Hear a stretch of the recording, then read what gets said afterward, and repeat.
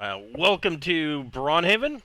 It is Wes's triumphant return to our groups. He's going to be bringing Woo! back Borman and Malachi. In fact, he's going to be starting off the combat today. Where these guys left off, they have found a Xanntii shrine, uh, cult of the dead child. Xanntii shrine deep under these sewers. There was Did you guys rescue the young girl that was on the altar? We're in the I process believe of. so. You're in the process of. So when they came in, they found that back here there is a Xanntii ascendant, and for Wes's, they're real pretty. They look like this. Oh, She's kind not of what I was expecting, but she's kind of these are the uh, high priestesses of the cult of the drowned child. She is 12 feet tall, and has two sets of arms, and she's kind of like the pinnacle of the Xanntii. And then, of course, there are god spawns in here. At least a couple of those. I think there's like four of them in there. And then there are the Xanntii commoners, who are the normal, run-of-the-mill, day-to-day plebeian worshippers. They're the bottom of the. Well, they're the second rung of. They're kind of like in Paranoia. They're red clearance. They're oh, not quite as low as the Ocean Hunters, which are converted dogs and wolves and whatnot. But there's a bunch of these guys, and so they obviously there's some kind of sacrifice going on, and these guys busted in and are interrupting services, and so that's where we left off in mid clusterfuck. Before we get started, Yeah. we would like to thank one of the friends of the Greenwater Guildhall. None of these are sponsorships or partnerships of any kind. They're just products that we really like. Today, we would like to thank Easy Roller Dice Company. Easy Roller Dice makes fantastic dice for your role playing games. I would go so far as to say that probably some of the best dice of the hundreds and hundreds of dice that I have in my bag, my Easy Rollers are some of the best. I prefer their translucent dice. I like to be able to hold it up so I can see any flaws and be able to tell whether or not it is going to if it's going to be a balanced dice, and it's going to give me actual true random rolls. And I have had near perfection with Easy Roller. They also have a bunch of other things such as dice trays, and I think they've got some dice cups and towers. They've got several bags to choose from. Just really good stuff, and they are always running some kind of sale, 10% off of this or 20% off of that. So definitely go to their website, Easy Roller Dice Company, or easyrollerdice.com, and check it out, because on their front page they'll have some kind of sale going on. So yeah, definitely check them out. We have our own merch store via Zazzle. That We've got T-shirts and buttons and hoodies. The hoodies have character portraits of all the characters from the Braunhaven game. There is there are poster maps of the current game world for Braunhaven. There is a fleece blanket that has a map on it, and that blanket comes in three sizes. There's the beer stein with the Greenwater logo on it. There's just all sorts of stuff. And 100% of the proceeds from that store goes directly back into our channel. It helps us pay for things like the little nitpicky things like Roll20 Pro subscription or Incarnate subscription that doesn't seem like much, because it's $5.99 here, $10.99 there, and then at the end of the month, the bill comes due, and you're like, how did I spend $35? Well, that's how. They just, all those little things add up until it becomes real money. So if you would like to help us out with that, we would greatly appreciate it. Go to the merch store, get yourself a hoodie, and we appreciate everything that you do for us. I have completed work on the next book. Like completed. I actually finished it yesterday afternoon after doing a great battle with Adobe InDesign. Fuck, I hate that program. God, I hate it. Hate it. That it is a necessary evil. Um, but yes, the book is done. The Mystical Sylvanas Forest. It will be. Um, it is 179 pages. It will fully detail the High Elven city of Drizwatalek. It details the Sylvanas Forest, and there's a hex map for the Sylvanas.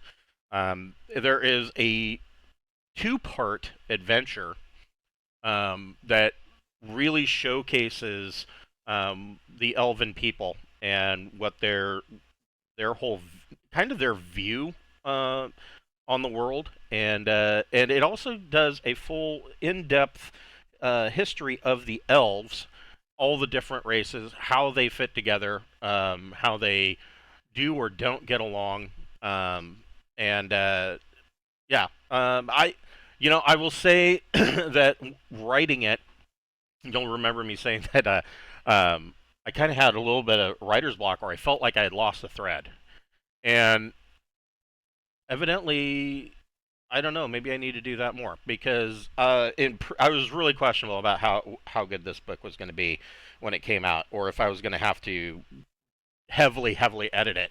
And in the proofing, I was like, "Holy crap! This is some of the best stuff I've written." So I'm really looking forward to it coming out, and I'm looking forward to you guys getting to see it. So it has been sent to the printers, and as soon as I get confirmation and can get a proof copy sent to me of the hardcover, it will be going up for sale in both PDF and hardcover format, hardcover standard color. And as usual on Drive Through RPG with Braunhaven Books, if you purchase the hardcover, you will get the PDF for free. So, where we left off, it is Borman's turn. These guys in the green, these are all Xanntii commoners. These ugly dudes back here, these are four Xanntii Godspawn, and then of course you have the big Ascendant in the back, and I believe Jackson, or I believe Allura went in on the broom with the idea that she was going to try and rescue the girl that is laying on the altar. I think Jackson went in there to kind of back her up. Dentry, of course. Backwards. Jackson grabbed her, and Allura was doing like a little distraction sweep. Okay. Oh, I was close. And then Dentry, of course, is She's using engaged. the rod of parrying. That's right. She was using the rod of parrying That's to right. like stop any I was attacks. getting ready to parry the knife, so it didn't like ceremonially plunge in. Yeah. Right.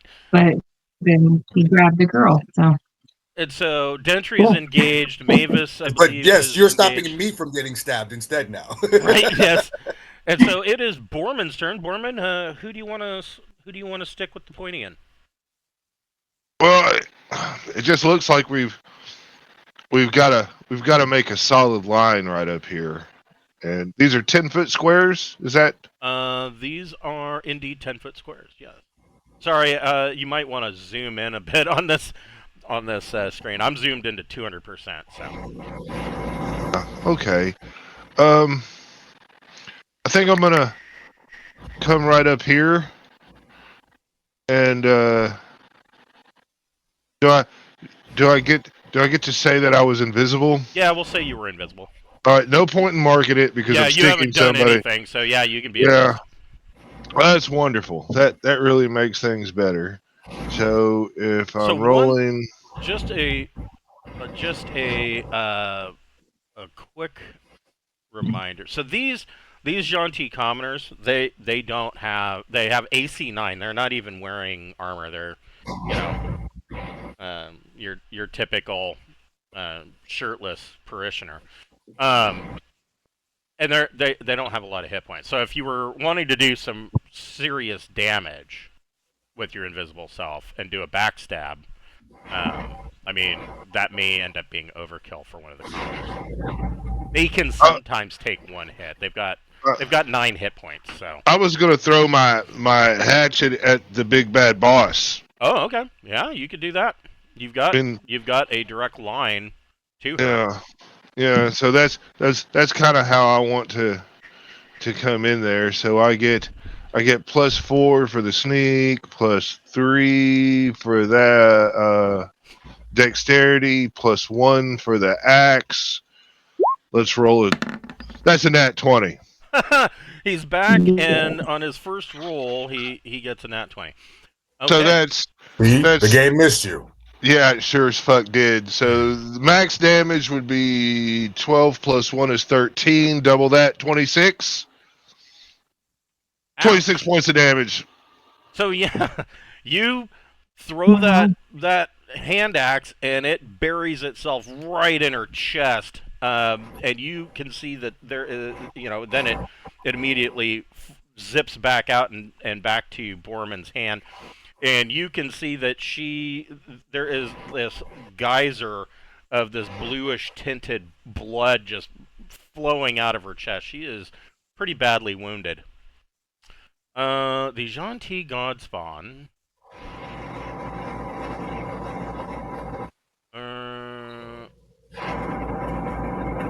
This one's going to move here. This one's going to move here.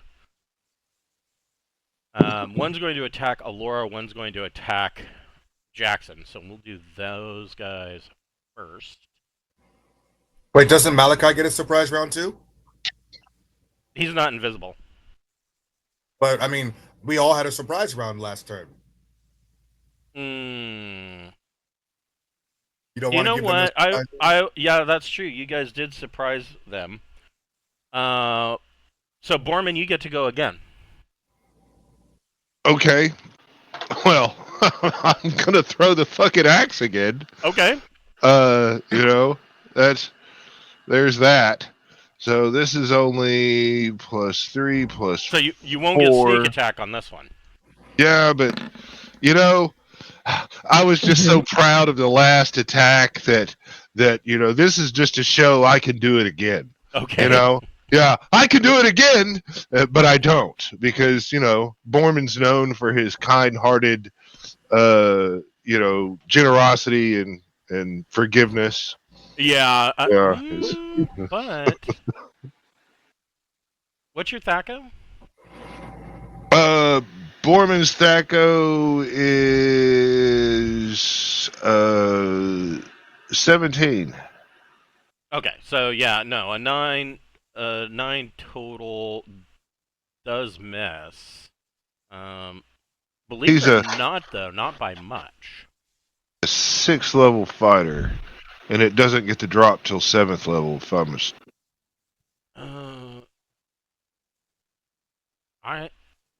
I'm looking. Yeah. Yeah. I used to have all this shit kind of memorized, and then I took like this long ass break. So what level of fighter is he? 6th. Yeah, he's 17. At 7th level, he'll get 14. Yeah, look, go memory though. I remembered it. I had it right. Yeah, I was like, wait a minute. Yeah, no, you're right.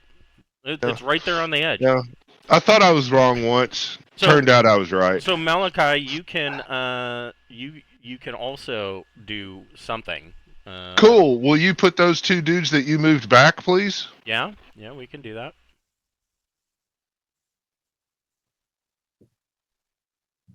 Because Malachi is going to cast a web. Okay. Ooh. I'm gonna have to look that one up. I'm looking it up too. Most people avoid web like the plague because we used to call it the party spell. Web and grease. So web, 48 turn duration, 10 foot. Oh, it's only got a 10-foot range though. Web conjures a many-layered mass of strong, sticky threads blocking a 10-foot cube area. So is the range 10? Yeah, it would be 10 feet in front of you and does a 10-foot cube. Oh well. But I mean, you could move if you wanted to tie up some of these. Yeah. These commoners. So you've got somebody you're calling cleric and everything, and all this neat shit. Maybe I need to choke them. Yeah. And that's what I'm going to do. Let's go to a different book and look at choke.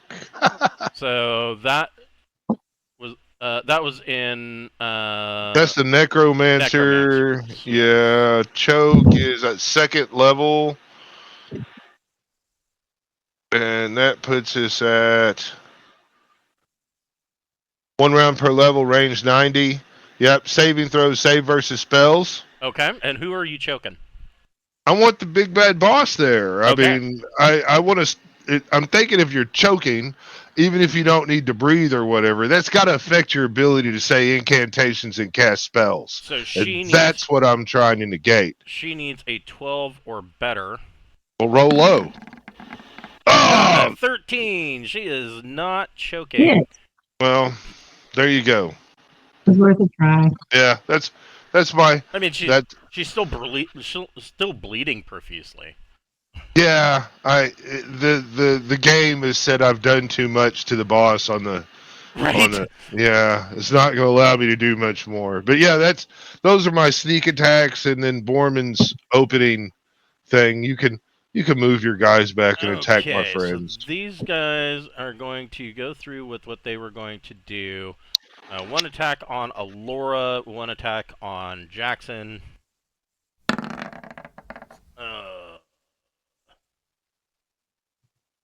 Whoops. Let's see. What is their THACO? Their THACO is 15. That hits AC 0 on Alora. So how does parrying work?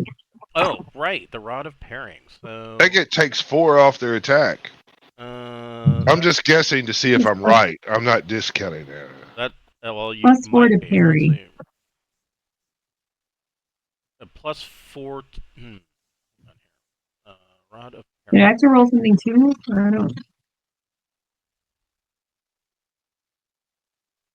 The rod may be wielded as a mace plus 2 if the wielder has strength of less than 16. They suffer minute. No. Oh, no, that's rod parry. Instead of attacking, the character may use the rod to parry, gaining a plus 4 bonus to armor class. So, what is your AC minus 4? Oh, That's 1. 1. Yeah. Look at me. I'm just remembering. I'm not trying to talk it out. No, wait. So they. Oh, wait, that's if I have bone armor. I don't know if I have You bone have armor. bone armor because it No, wait, does. I still have. Bone Okay, armor. then. Yeah, bone armor stays in effect. It goes until you've taken so much damage. Okay, yeah, I have 12 points of bone armor left then. So your AC would be 1? Yeah. So this hits AC 0, so he does hit. Okie doke. And Fair enough. Let's go. does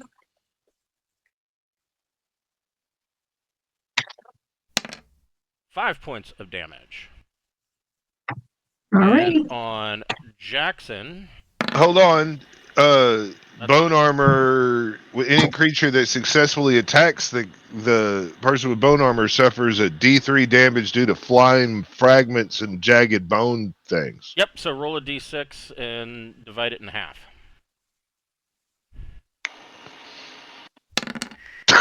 Well, they'll take a minimum of 1 point. Yeah. Okay. Yeah. I'm trying, man. Trying to get back in the groove. Thank you. And they miss on Jackson. These two. Well, they're going to kind of do the same thing because, you can't be attacking the Reverend Mother. So, Fair enough. first one on Alora. Wait, we didn't attack the mother. That wasn't us. 20 for 6 points of damage on Alora. But we didn't even attack the mother. Well, true. Okay, do they get bone chipped then? Yeah. Yep. You get to roll another D3 damage. Probably gonna have to recast Okay, I only have that. 1 point of bone armor after this. Yeah. Yeah. Ooh, he's going to take all 3. Oh, cool. So 3. And the other guy on That makes sense. Jackson is probably going to miss. To be quite honest. Yeah, he hits AC 6. That isn't going to do it. That ain't gonna work. So that is all of the God Spawn. Alora, what would you like to do? Now, so looking at the Rod of... I think Oh, never mind. That, I was looking at the wrong one. Never mind.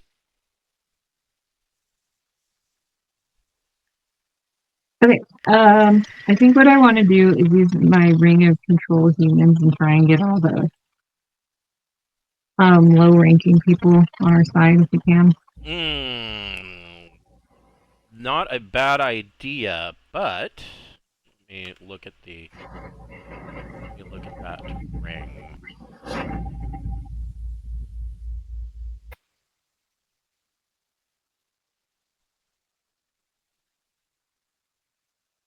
So the only problem with that idea is that these aren't humans anymore. Oh, they aren't? No, they are Oh. Xanntii commoners. Oh, okay. They Well, would shit, they I would should have refer thought to it about as attacking them. they were evolved. Oh, Are they gross. are they undead? No. Okay. Nope, they are just mutated. So they're still They're humanoid. just fishy, Yeah. which really creeps me out as a fisher. Yes. Okay, we're gonna toss the net of ensnarement at the big bad. Okay. So net of ensnarement.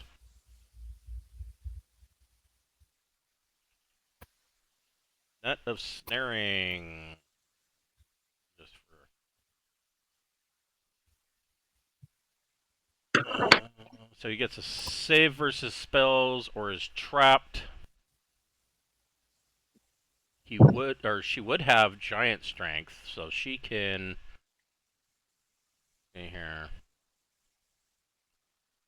On her next turn, she could escape. So she needs to make a strength versus spell. She needs a 12 or better. Ugh! Nat 20. Oh, come on. She just shrugs off the net of snaring. It's better than getting hit with it, though. That's true.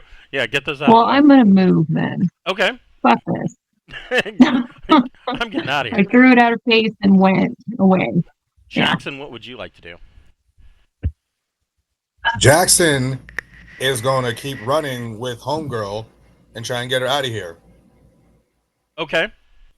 Let's see here. 1, 2, 3, 4. I can get, I guess, 1, 2, get to here, right, with her? How far can I move carrying her is the question. I would say half of your encounter movement rate, and you've got the boots of speed, so that's still considerable. However, I would say that because you've picked her up and you kind of got her over your shoulder, you wouldn't be able to make you wouldn't be able to do a fighting withdrawal. So 2 of these guys would get a free attack at +2 on you.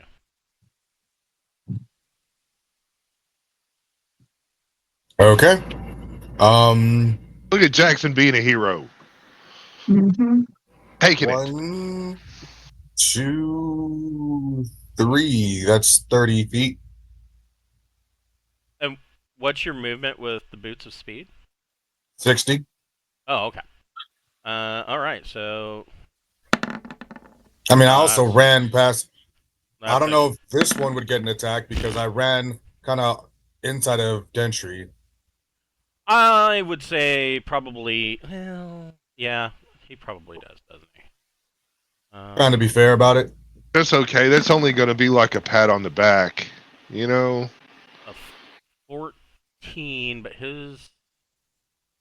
He's a shitty folk. Yeah, he only hits AC 4 even with a 14. So that ain't gonna do it. They all swing and miss as you bravely have this girl thrown over your shoulder and run away. Mavis, what would you like to do? Man, I was really hoping that they were gonna get to sacrifice this bitch because it was gonna showcase, how these guys are made. Oh. Oh shit. You'll have to tell us There's a Weird. possible Yeah. there's a possible other opportunity for you to witness it.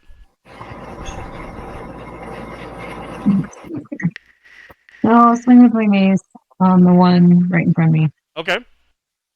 Yeah, that one's hurt. Oh. No.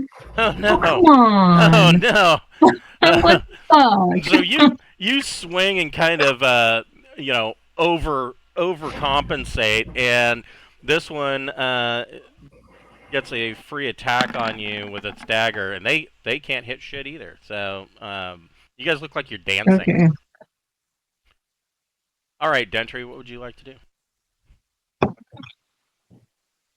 Gentry. I mean, like at this, like I feel like Gentry swinging on one of the commoners is a waste of Gentry's like damage. So I'll go for one of the tongue dudes. Okay, so one of these four guys up here. Yeah, I'll move up and attack this one. Okay. I'll ignore this commoner here because fuck him. Okay. So this commoner would get a free attack on you. Go for it. With a dagger. And completely fuck that up.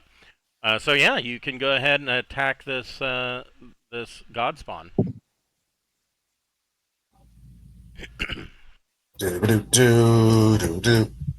And having dealt with them before, I'm like, all right, I know what y'all are like. And you're Thaco 7 or 14, right? I am. Yeah, that most likely hit. I mean, unless they're like at a -3 or something. Yeah, that is gonna nail him. For 8. Well, that's smart. Yeah, you swing out with that bastard sword and give him a nice cut across the shoulder, but he's still in the fight. So the Xanntii, these are new monsters, or well, I guess they were new monsters out of Tome of Essential Horrors, and I don't know if you guys want to hear this or not, because some of the monsters out of this are pretty awesome. Not necessarily to fight, but they're pretty cool looking, and from a DM standpoint, I really like them. There is now going to be Tome of Essential Horrors 2. It is now up on Kickstarter, and it's like a $15 pledge for the PDF. So I think I am going to throw in for that because I really like this book. I would say the Xanntii out of this one are probably my favorites. So Malachi, what would you like to do? I've got to stop that thing from casting spells, so it needs to make a second save or be choked. Okay, well we'll try it again. Roll low. Nope. Fuck! Saved. There's my second level spells. Yeah. Yeah, well, I was trying to stop things from happening. The Xanntii Ascendant.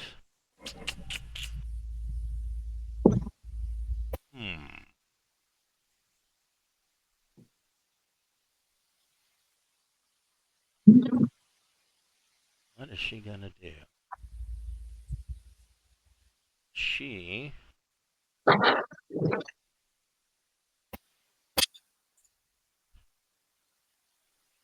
Hopefully Borman will have the aggro. I just knocked her fucking titty off. Ooh.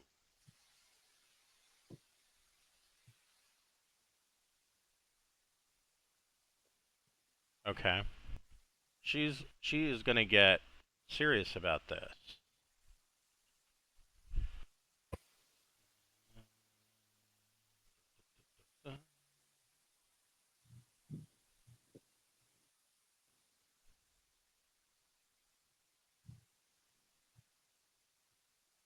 She points at Dentry,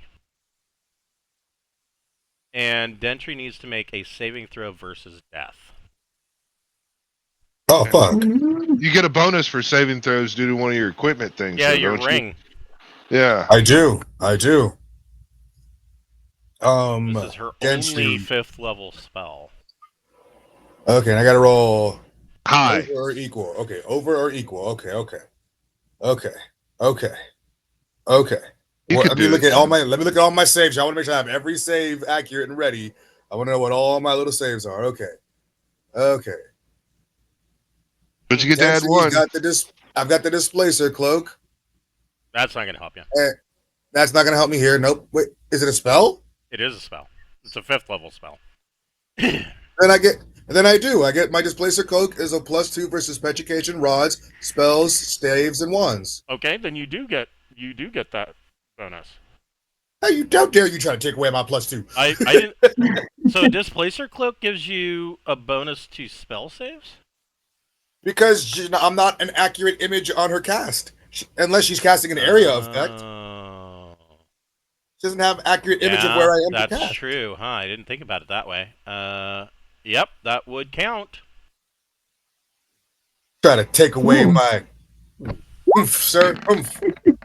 Anyway, I saved. That's what matters. Ugh. Okay, so she points her finger at or one of her on one of her 4 arms at Dentry, and Dentry, you feel like a tightness in your chest, and that it starts to clench up and then slowly goes away. And that is all she can do. There's no point in her moving. The commoners are going to, attempt to boost stomp Dentry. Who's their movement? Bring it.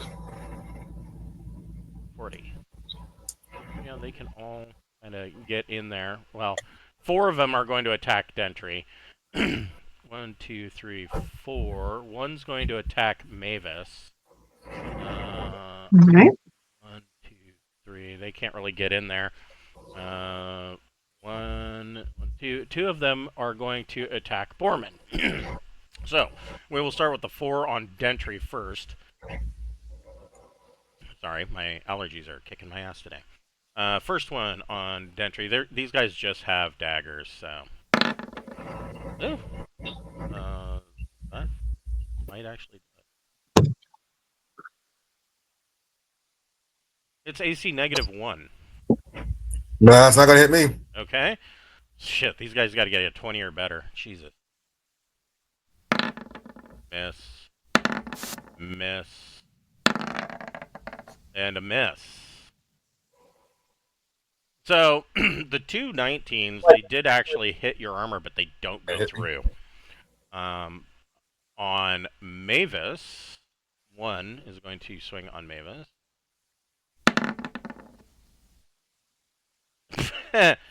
And they caught my one-itis. they go to make their attack, and their feet get tangled up in their robes, and they kind of trip and start to fall into you. Mavis, you get to make a free attack at +2. Sweet. Oh, well, it's a +3 weapon, so add 2 more. That's gotta hit him. Yeah. So that would be an 18. What's your THACO? Okay. 17? Yeah, that hits. 17. Yeah, that would hit. -1. Go ahead and roll your damage. Cool. So total of 6. Mm-hmm. So this guy stumbles and kind of just falls towards Mavis, and she just cracks him in the skull with her warhammer. The 2 on Borman. Dagger. -2 AC. I'm pretty sure that's not going to hit. Yeah. No. No, that does not hit. The second one. No, that is a miss. All right. So they whiff it pretty bad, and Borman is moving around like he's in the Matrix, and they miss. Borman, what would you like to do? You got 2 of them on you. Yeah, just go ahead and let them take an attack, because I'm going 1-2 right through them. Okay. So, And miss. and I'm gonna I'm gonna throw the fucking axe again. Let's see. Yeah, you just have a clear line. Ah, 8. It swing. Well, actually, go ahead and roll percentage. There are a lot of other people in the way. You 24. do. You hit this guy. Cool. Go ahead and roll damage. Or actually, make another attack. That's how we'll do that. This is gonna be. So that'll be 16. 8. Yep, 16. Okay. 16 to hit. Oh, Yeah, that definitely hits. So yeah, go ahead and roll your damage. 11. So yeah. Oh man. So you miss your target, but you hit this guy instead, and the axe kind of just slices through his neck, and as it's flipping around, coming back to you, his head is mostly severed, like 3/4 of the way through, and he falls dead to Oh, the ground. wow. Foreman will look at the big cleric and say, "We're gonna put you down and use your innards for spell components, you filthy hag." Sweet. Hold on just a minute. I need to figure this out. 1, 2, 7, 8, 1, 2, 8. 8 of these guys.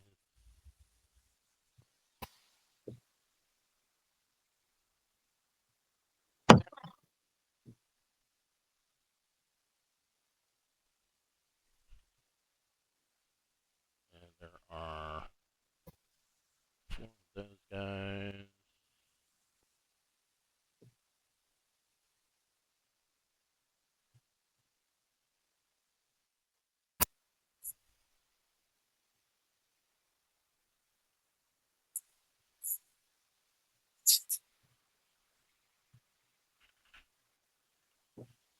And 1 of those guys.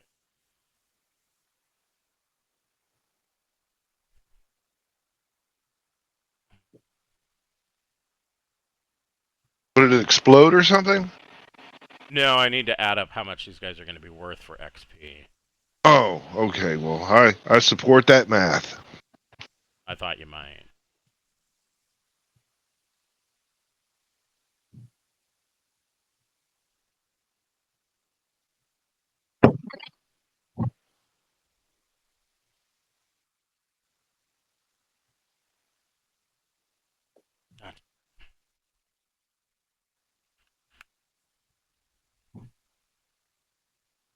All right, there we go.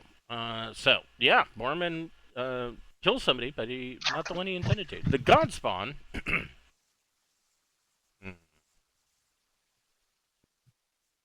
This one is going to do a fighting withdrawal and make an attack on Dentry.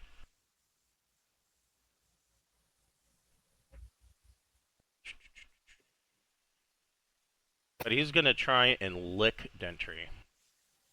Oh no, not the licking. Shit, I forgot about the licking. But he But- misses. What's up with this licking? So they Wow, have a tongue.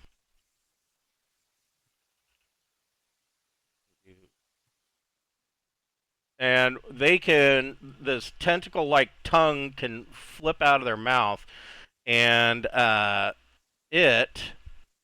a creature successfully hit by a tongue attack must make a save versus paralysis or be paralyzed for 1d4 rounds. The other thing about the God Spawn, hold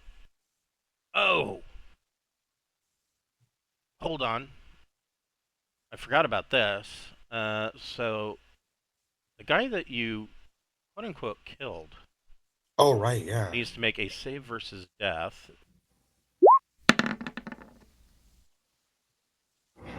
And he did it! Oh, this is awesome. So this guy, I take it back, this guy is not dead. He instead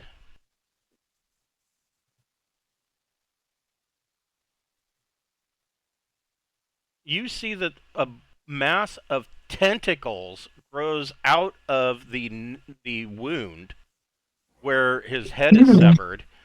And it says, so what this is, if an opponent rolls a natural, well, we'll take it anyways.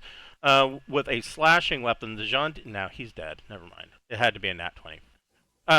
If a nat 20 is attacked with a slashing weapon, the Xanntii Godspawn must succeed on a save versus death or lose a body part. Roll 1d6, 1 to 2 arm, 3 to 4 legs, 5 to 6 head. 50% chance of either right or left for arms and legs. If the Xanntii Godspawn still has hit points remaining, then purple tentacles erupt from the damaged location and allow it to continue fighting. Tentacles cause 1d4 damage on a successful attack and allow the severed body to move at half the normal movement rate if needed. So, never mind. Those are undead then, right? When at that point, No, they're they still count? just creepy Really? mutant god creatures.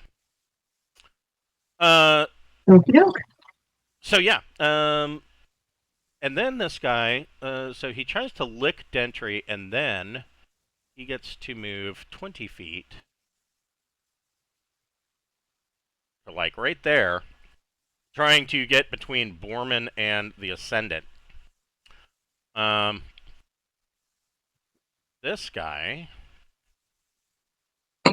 is going to hop up onto the altar and stand. Wait, do I get to attack the one that moved away from me? No, because he made a fighting withdrawal. He swung on you and then moved half his movement. And then this guy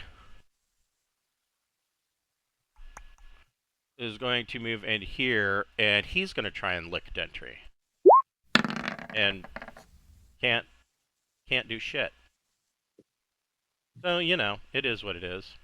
Alora, what would you like to do?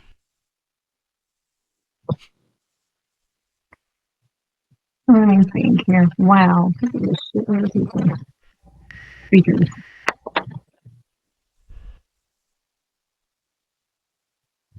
We were like out of spells at this point, more or less. Do you have that horn of blasting and shit anymore?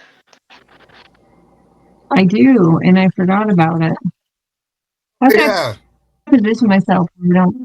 Oh, okay. So if I that could get fuck like up a whole here, bunch of shit. Let's see. And then blast this direction. Horn of Fuck! I totally blasting. forgot about it. Where did I write that 100-foot long cone. So 10 of these squares.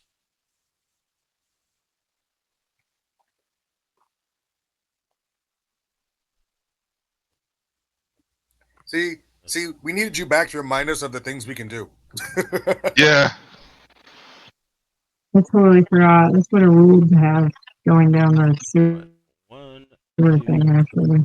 3, It lets it collapse the tunnel. 4, 5, 6, 7. She's 8. going.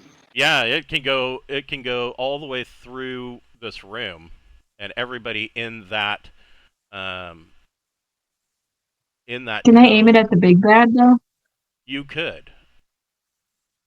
Yeah, I get 3, or yeah, possibly 4. Oh, that would really. That'd send their knees to knocking. You could get 3 in that. Okay, easily. Let's do it. Okay. I don't remember what the rule was. So I don't think you need to roll anything. Within 100 feet of the cone, 20 foot wide at the end, suffer 2d6 damage. So roll 2d6 for damage. They get 12. that right off the top. Oh, no. So they're going to take 5 each. Then we'll see if they're dead.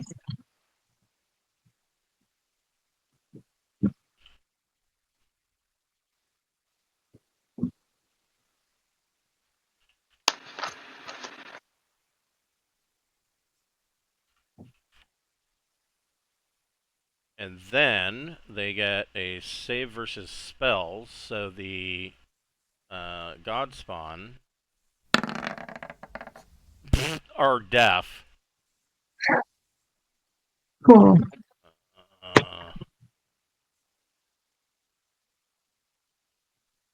My ears.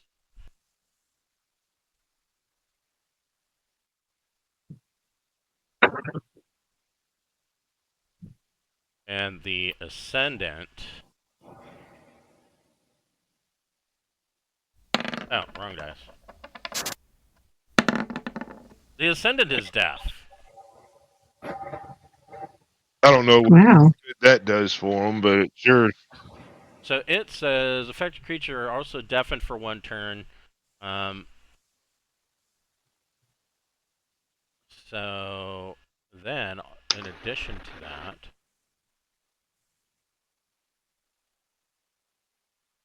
Oh, you might push their bitch's ass back. I think. Maybe.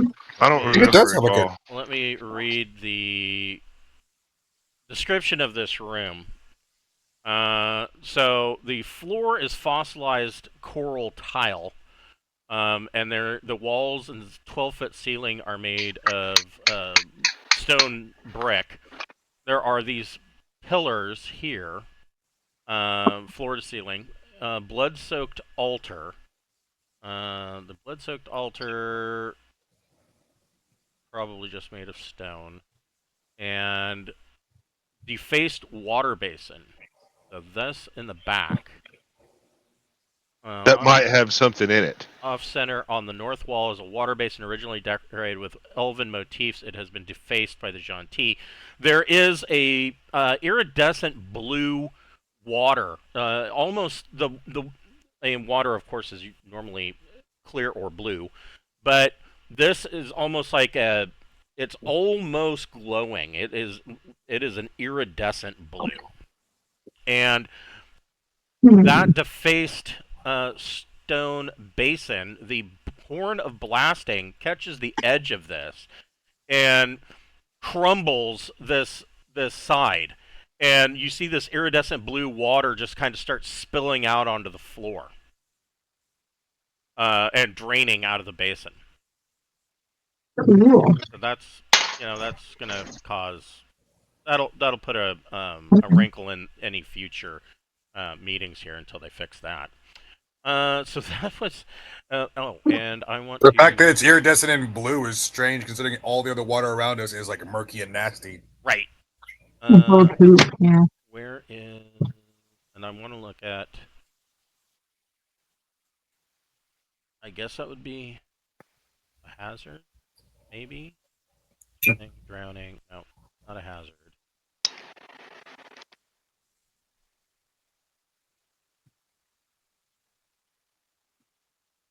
What I want to find out, what I mean, of course, deafness. They're not going to be able to communicate with each other very well. But I think that may have something else in there too.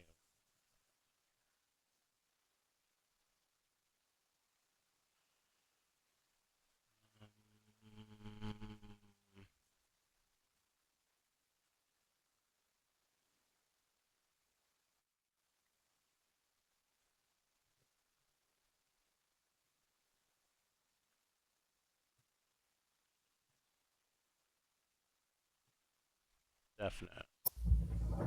It says.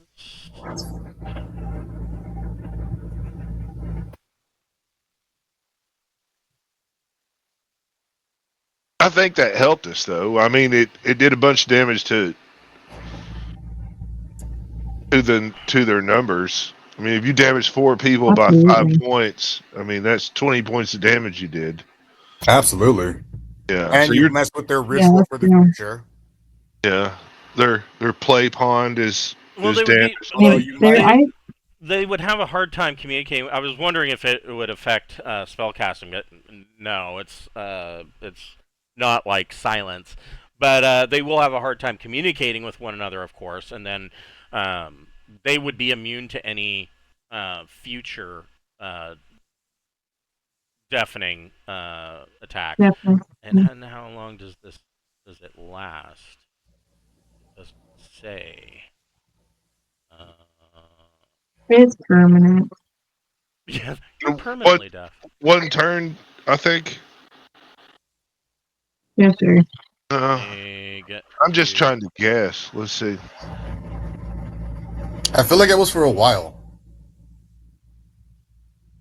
Because like it It got says deafen for Dude. one turn. Affected creatures also deafen for one turn. Okay, so they're deafened for the next Yeah. 10 minutes. I mean, this entire combat will be over before that. So, all right, Jackson, what would you like to do? I would like to softly set down their sacrifice Okay. and tell her, like, you can leave, but just be careful on your way out. There's still dangers Well, out there. she's still got her ankles and wrists are tied and she's gagged. Oh yeah, that. Okay, fine. I will untie her and ungag her and use all of my attack that turn to do that. And be like, hey, you should leave, but be careful. There's still dangerous shit out there. I'll even like give her a mundane like dagger or some shit. Okay, yeah, you can. I mean, do you have a mundane dagger? Must. I probably. There's probably at least one laying in the muck from one of Right. these guys that you've killed. So, Yeah, we killed like 20 of those guys or something. I don't remember. yeah, Oh yeah, we There's a killed. Oh lot. yeah, right. All the dead guys around us. I give her one of their weapons. Okay, yeah. So you hand her a dagger and she is more than happy to get the fuck out of here. I mean, she's scared, but she's better off being scared in the sewers than being scared and being sacrificed in the temple. But I tell her be quiet and stay out of the water on the way out. Tell her Okay. to do it, leave as quietly as possible and stay out of the water. Hopefully, she doesn't get a random encounter. Okay. Yeah, right. Mavis, what would you like to do? I would like to hit someone with my mace Yeah, if you possible. got one there. Let's see if I one can roll there. well. Whoever looks more injured, Let's see. I like to pick on people when they're down. This The one's pretty injured. That 14 hit him. yes does. Here we go. Hey. Okay, so yeah, Mavis evacuates the cranium of this one, just brings the pick side of her hammer down, and it just buries in the top of this guy's skull, and she pulls it out, and then he falls to the ground. Did Mavis want to stay where she's at, or I mean, this other Sure. one here would get an attack. So, Gentry. Yeah, they can do it. The one that I attacked moved away from me. Yes, but there was one that moved in for an attack right in front of you. So, Right. I was like, all right, I guess I'll just kill the next one. I was gonna finish off the one. I like to finish what I started, but at the same time, right.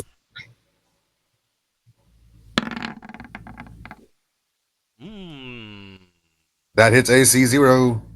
That does hit.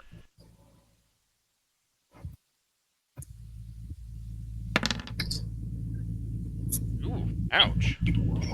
So yeah, you swing and this guy's like picking at his ears, like he can't hear, and you swing that bastard sword and kind of open up his chest, and he's bleeding profusely, but he's still standing. Malachi. Damn it. Malachi is going to do his thing that he always does. I'm just going to kind of make sure I'm in the thing there. I probably moved there a minute ago to cast 4, but I'm going to go ahead and just do a magic missile on the big bad boss and do Okay. 6 points of damage. Ooh. Okay. Let's see. Making sure.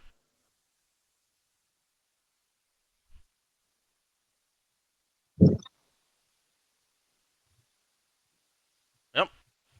Yes, your magic missiles slam into the Ascendant, just hit her right in the chest, and she topples back into the remaining, or what's left of the pool. She is down. Teamwork. Oh, cool. Yeah.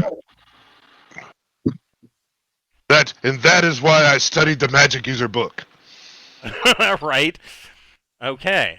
Did Malachi want to stay where he's at, or? Malachi is going to bravely take another 10 steps back here, just to stay safely out of the way. Right? Maybe talk to the girl that's laying there going, "Oh, you've been saved by a tremendous group of adventurers, and you will be happy to tell your children about us."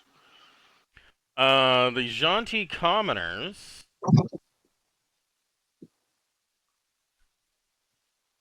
are gonna do kind of like that. This one still can't get in there, but that's okay. So there will be one on Borman, one on Allura, and 3 on Dentry, and 1 on Mavis. One on Borman. Nah, that's not going to do it. 1 on Allura.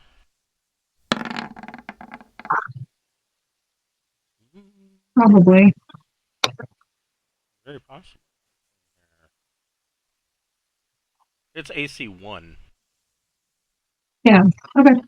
Alright, so swings out for 6 points of damage on Allura.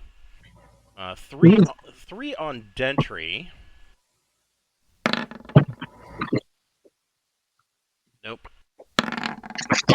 Nope. Nope.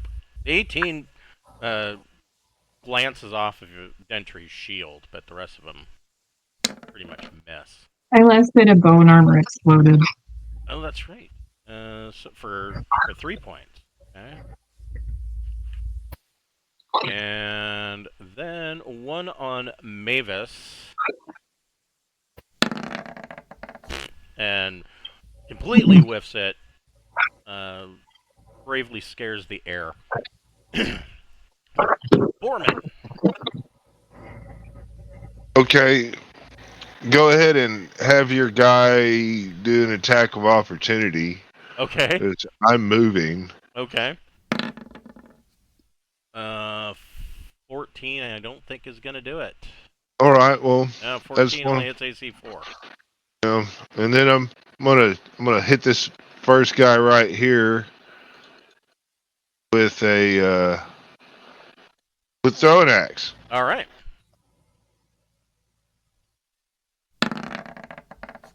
Six. Ugh.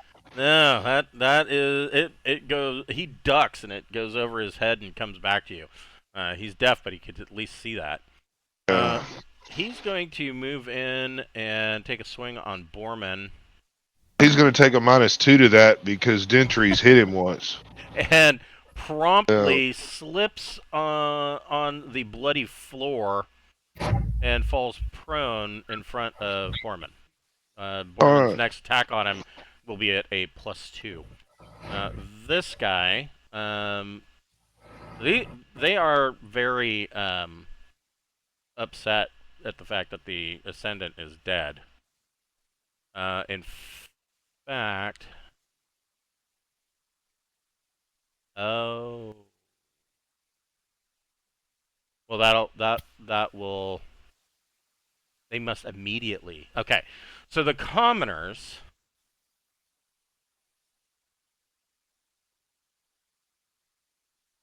They might panic. Because the Ascendant died. They made it. Shit. So the commoners are all kind of in awe that the Ascendant died. They haven't panicked, though. Then this guy is going to continue and try to attack Dentry. What is... Yeah, he doesn't need to. Nope, he misses Dentry. Allura, what would you like to do?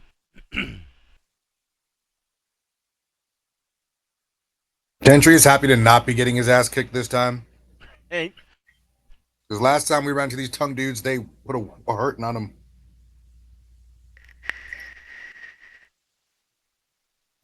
I guess I will. I'll use the rod of hearing to stab, or sorry, smack somebody. Hopefully. So you've got a god spawn and or two commoners here that you can whack. Oh, okay. Can I do like a fighting withdrawal move and hit one of the god spawn, hopefully? Sure. So yeah, you get an attack +2 because of the Okay. rod of parrying. Okay, that's exactly what I was gonna look up. I thought it was +2, but I wasn't sure. Hell That yeah! is a hit. Yeah. +2 to damage as well. Okay. And it's a D8. Nice. Yeah. So you Mm, reach some. out and crack this guy across the face, and then move back.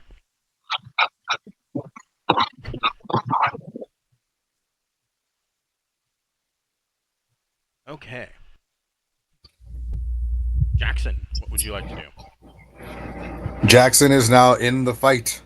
He has done his duty of saving the fair maiden, and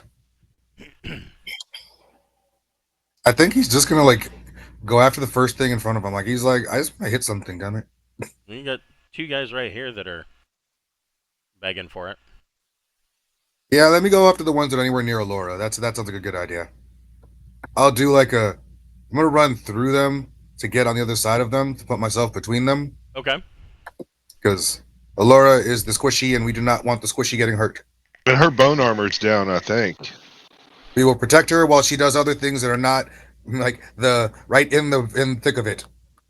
Because Yeah. we want Thank you. we want Alora alive to do other stuff. That's the Yeah, That she's, was- she's already got the acid scars from the oh shit, the huh? onk eggs. Yeah, dying once was 20. Yes. I died once. I got better. I'll get her. Whether or not I take an attack on my way around them is up to you. No. If you're going to engage at least one of them, I would say that's fine. All right, cool. You know, Then the funniest part about that scene isn't the guy saying that he got better. That's not the funniest part. If you look at the crowd, there's a guy standing in the crowd that has shaving cream all over his face. Like he got interrupted in the middle of shaving, had to come out and shave. That's the funniest part of that whole scene. Every time I see that, I just fucking lose it. All right, so Jackson, you can attack. You got two guys. You can attack one of them. I'll go for the middle one. Okay. And I feel like after all that running around, someone doesn't need a head. Oh, so close. So close. But yeah, that hits.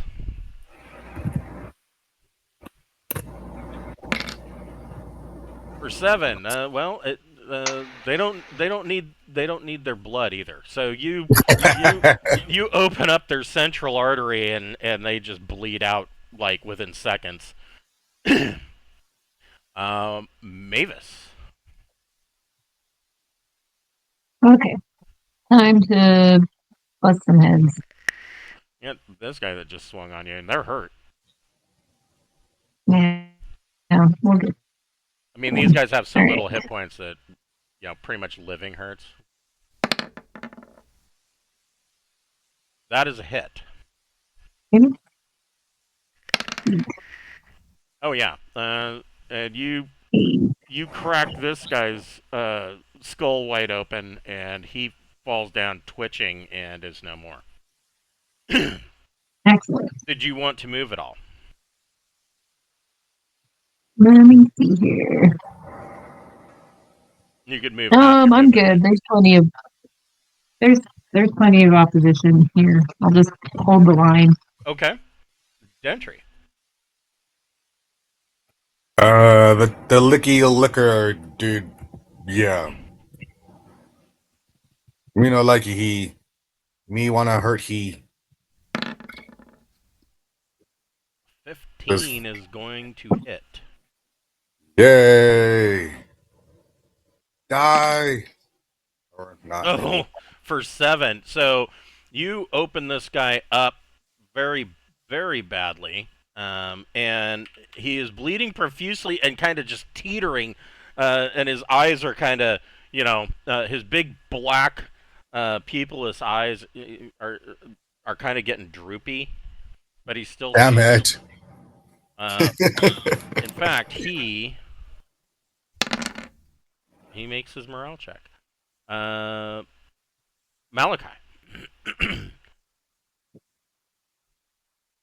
So this guy here is really fucked up. Yeah. Okay, I'm gonna go 1, 2, 3, right there. That's my 30 foot, and I'm gonna. Looks like he's kind of up on the altar a little bit. Is he? He's against the altar. Yeah. There's an altar. Yeah. I'm gonna shoot my crossbow and call out to him, even though he don't hear me. I'll be like, "Suffer the cost of your transgressions." And That hits. 16. Yeah. All right. So this is a D6. 2 points of damage. Yes, and this one you finish him off with a crossbow bolt to the forehead, and his head kind of snaps back, and he just falls forward and dies. Do you have any movement left? Oh no, I'm there. That's where I've gone. Okay. The Xanntii commoners. This one will move in and try to bravely continue the fight against Mavis. This one is going to attack Jackson and miss. On Mavis, oof, and miss. And 3 on Dentry. Nope. Close. Nope. Nope. One of them, he swings his dagger, and Dentry, side blocks him with his shield. Borman, this guy that is prone in front of you, you get a +2 to attack him if that's what you want to do. Yeah, I think I'm gonna have to do that, Chris. That's a 17. That hits AC 0. Yes, that hits. All right. So this is a D8 plus 2. 7 points of damage. Okay, so you swing down and open up this guy's back pretty bad. You can see like part of his shoulder blade sticking out, but he's still moving around.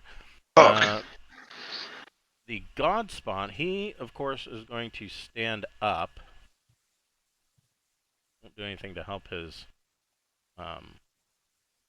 deafness, but they are both going to attack Borman. One is going to attempt to lick him, and likely fail. AC -2.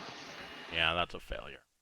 The other one's going to swing his dagger and miss. Still an AC -2.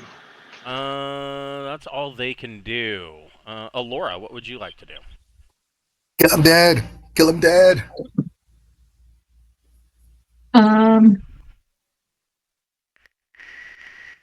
This guy? Oh, no. Okay. Yeah, he is injured. Had really good luck with the rod of carrying. That's a hit. Ooh, yeah. Cool. Bury his Money. guts out. Ooh, nice. So Lucky rod. you crack him a solid one, and you really ring his chimes with that rod. But he's still standing, but he kind of gets knocked back a bit. Jackson. He done buried his brains in his head. Right? Yes. What's left of him.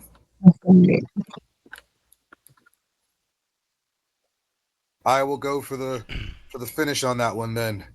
Now that he's all confused. Okay. Or it. It doesn't even. Is it even a he? Is it a? I don't. I think at that stage, gender is no longer.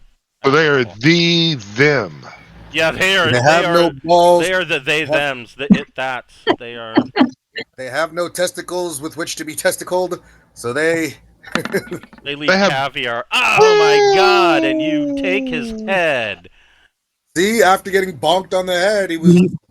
just standing there all dazed and confused, like in Street Fighter, like wee. Yes. So Jackson just reaches up, flicks his wrist, and the guy's head comes off. Oh wait, but they're one of those stupid things where if they lose a limb, Oh, that's right. fudge. Well, But it doesn't have hit points left. That's Maybe. true. I don't know. That would be true because I mean he would do at least 1 point of damage. So yeah, he doesn't have any hit points left. Okay, oof. I was gonna say, like, no, don't come back with the head, a tongue head, just licking everything. So yeah, you flick your wrist and this thing's head comes off, and you do see that tentacles burst out of its neck and out of the base of the head, and they kind of wiggle around and flop around, and then the body just teeters over and dies. Mavis. One more attack. Shiny magic hammer. A 13 is going to hit. Maybe. These guys have AC 9, so that definitely hits. Yeah, that's right. They're just walking around all look at our chesticles. Mavis knocks this guy's head clear off of his shoulders. Damn. And it lands somewhere over here in the corner, and the headless body falls to the floor. Mavis, you are wrecking things today. Yeah. Yeah, it's going really well. Dentry. Does Dentry have cleave? No, I don't think so. That's an attack ability, right? Like one of the Yeah, skills. it's one of the combat talents. No, I have If you the hit- if guardian. So with cleave, I could have taken all of them at once. I don't think you could take all of them, but let's see here. Could have taken 2. Issue 1?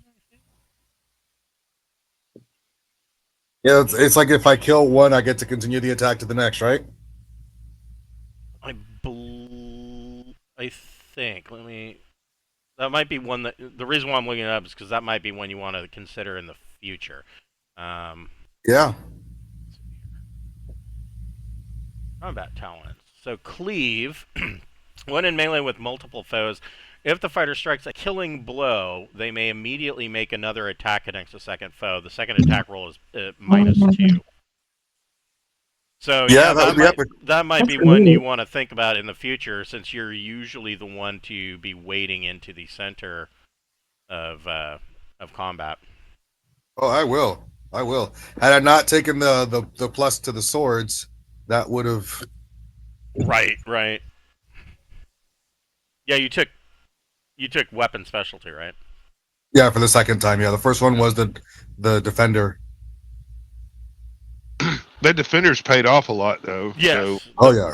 Yeah. I mean, so defender, there is a similar ability. I think paladins and some fighters get it in 5th edition, and it has saved people's asses multiple times. It is definitely one worth taking, especially in big combats like this. So, Dentry, what would you like to do? PS1, Which one? the middle one. Okay. Leave Mavis to decapitate the other one, and maybe Malachi or somebody else can. But oh, wait, you said they're AC 9? Yeah. but he's Because it's- 14. Yeah. Yeah, that Aren't you hits. Thaco 14? I am Thaco 14. Yeah, that Yeah. definitely hits. God, you know it's getting bad when he can roll a 5 and hit. Well, I'm gonna do a +5 to my stuff. though. Right. Yeah.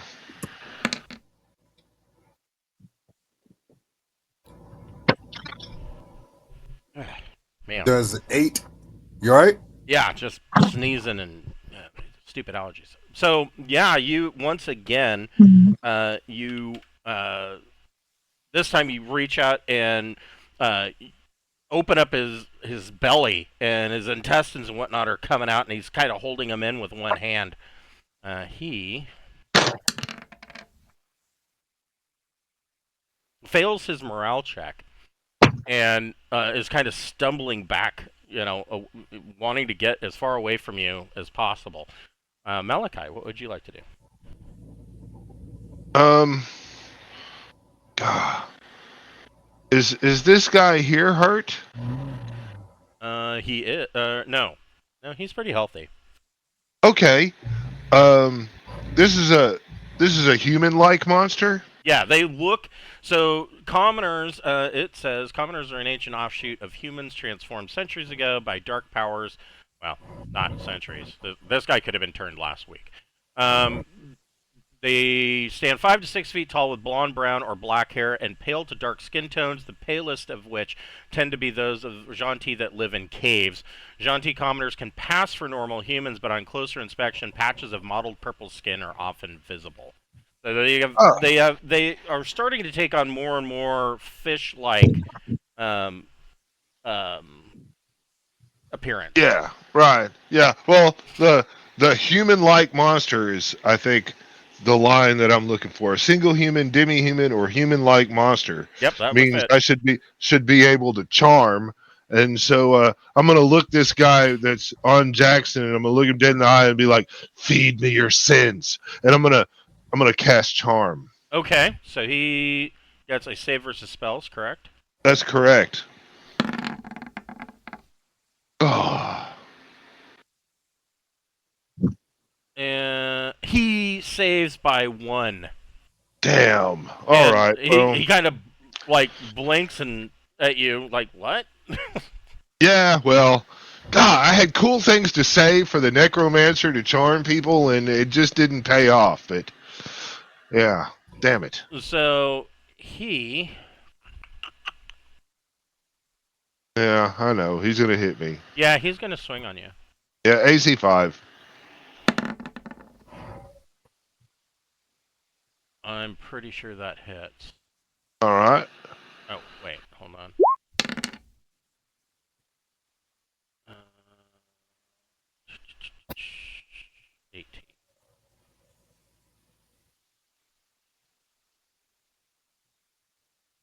Yep, he hits AC 2. So, All right. He'll take 2 points of damage. and you'll take 4 from his kukri Okay. dagger. I'm bone armored. Yep. Okay. And then 3 on Dentry. They're just trying to mob Dentry. Oh, finally one Oh, hit. one got me. All right.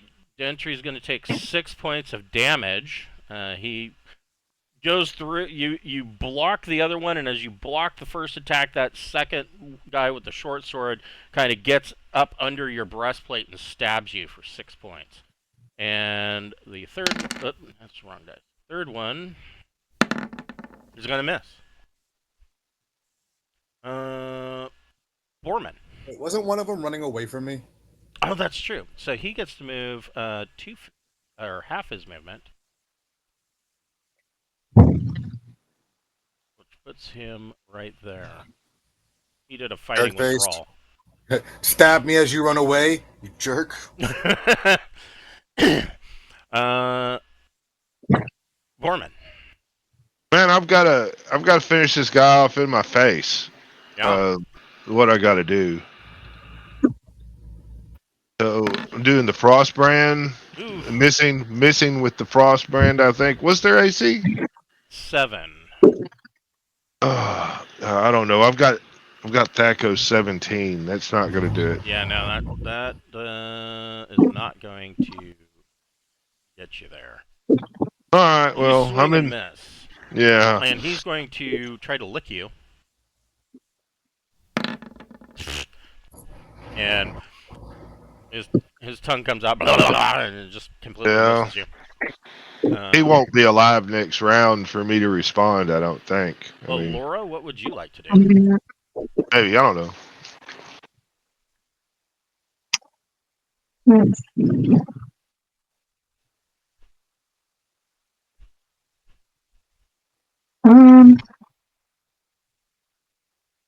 I've had good luck. I'm gonna roll with it. Just going melee. Fuck it. Melee witch. Come on, roll the Bury dice his thing. brain out of his head again. That's going Yeah. to hit. Oh yeah, Yeah, I hope so.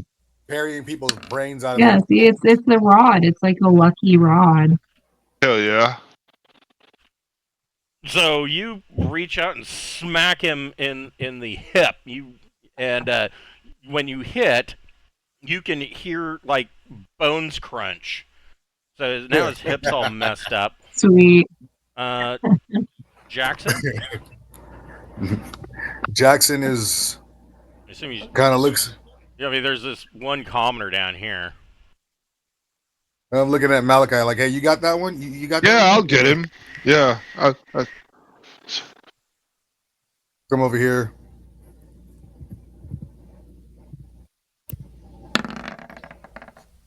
A 14.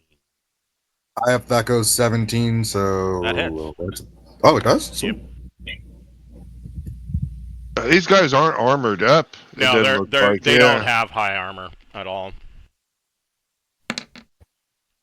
Oh shit! So That's you just run up and run him through completely, and he falls to the floor dead.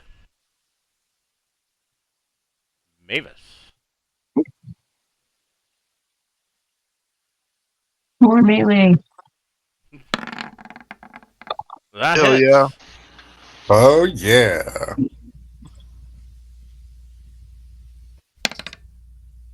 Oh shit! So Oh, once again, dang. Mavis brings her hammer in and it hits this guy right in the rib cage, and the hammer hits the ribs. There's a little bit of give, and then it just keeps going as there's a loud crack, and his ribs pierce his lungs, and he dies. I think at this point, Mavis needs some kind of cool killing line because she's been just like Yeah. knocking people. She's been like, she's been smashing commoners with that hammer. Might be time to name thinking the about hammer. making martyrs out of all of them. Yes, martyr maker. Dentry. Mavis the martyr maker. Oh, she now has a title. Yeah. If I start trying to say something cool, I'm gonna start rolling like shit though. I just know it. Yeah, that's what I Then did. she'll say it for Yeah. you after every kill. Then she'll be like, the martyr maker strikes again. Oh, right. I have to do something. Yes. Dentry. Yeah. Gentry's just going to pause and talk. Like, I look at the one in front of me and be like, the martyr maker comes for you. That's a hit.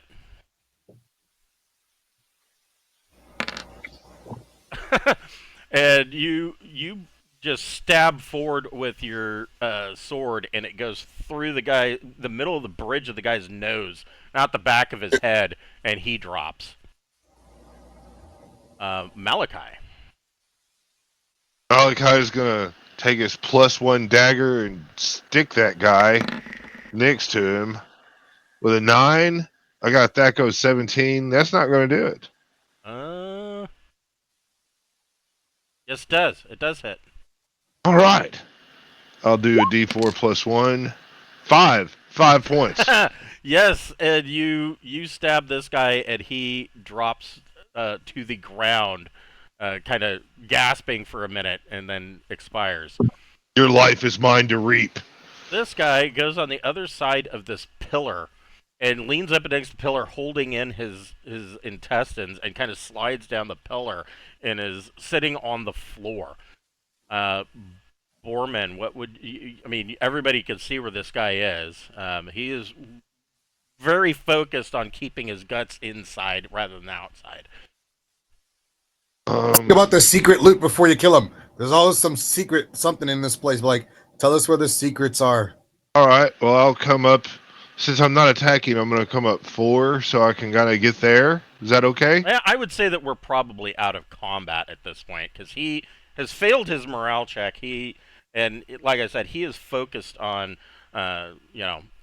keeping the insides inside. So, If you're willing to share information with us, we would be willing to render you aid so you don't die this day. Okay. Um. Hmm. Go ahead and roll 2d6 plus 2. All right.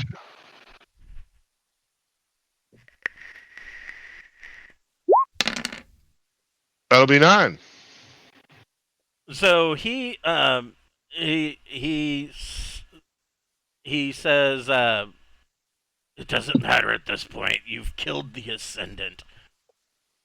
And he tells you, let's see, what does he tell you? I forgot what's in here.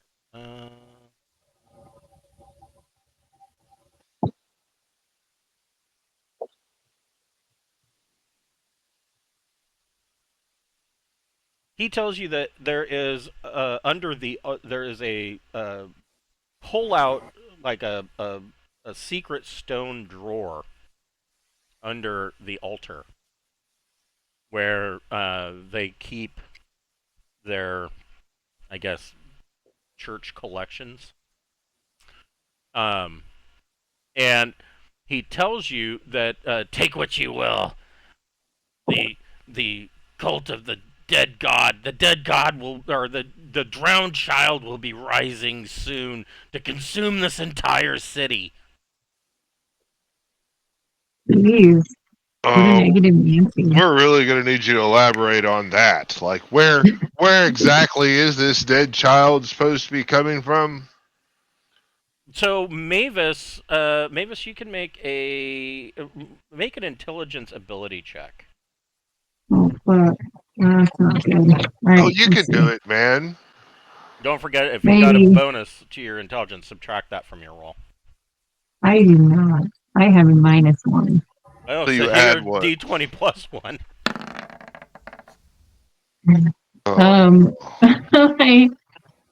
My intelligence is. Oh wait, actually, I don't have a minus or plus, so it should be 8. So that's like exactly my intelligence. Okay. If you roll, Yeah, is no, that okay? that succeeds. So, Okay. Mavis can kind of elaborate a bit. Let me find this. So, Mavis kind of elaborates for everybody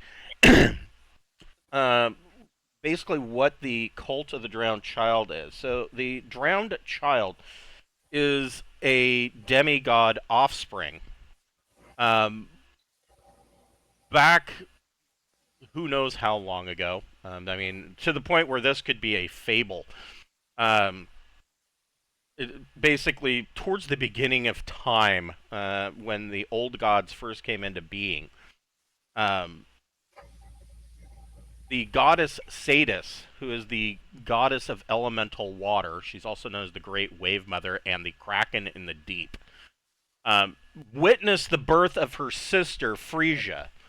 And the way this took place is that Montes, the mountain father, held out his hand, and the god Thuris, the elemental god of fire, moved across his open hand and created Frisia through elemental air and convection breezes. And Frisia, of course, was considered Thuris's and Sadis' sister, and they were expected to work closely together. But Sadis, witnessing this, became jealous. She wanted to create an offspring of her own, and she requested that of Montes. And Montes and Thuris kind of balked at the notion, and said that there need only be one Lord of Elemental Water. And Montes told her to weep not, sister, for we will always be by your side. Thuris, the god of Elemental Fire, the Great Flame, the Ash Father, just started roaring with laughter at Sadis' request. And this pissed her off. And in a rage and self-pity, she screamed and wept, and a deluge of rain fell from the heavens, filling the known world seas.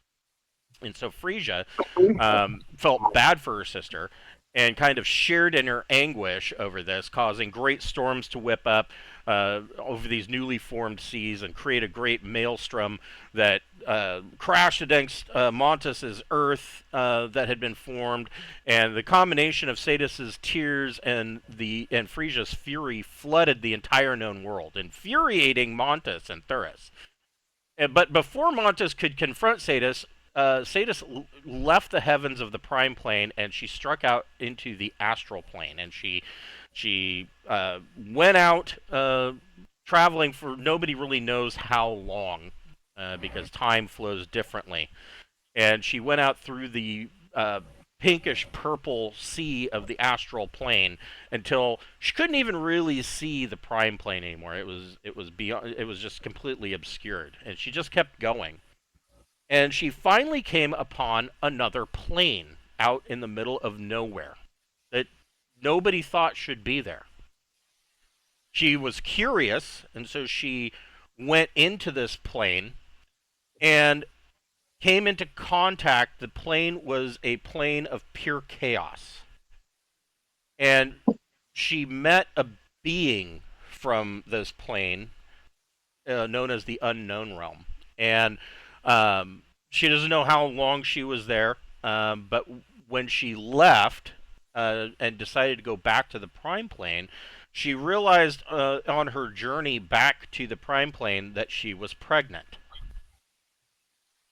Now, coming into contact with the Unknown Realm, because it is a realm of pure chaos, it wasn't just that this creature that she met impregnated her. The realm of pure chaos changed her. It's not, chaos is not just evil for evil's sake, but actual chaos in tangible form.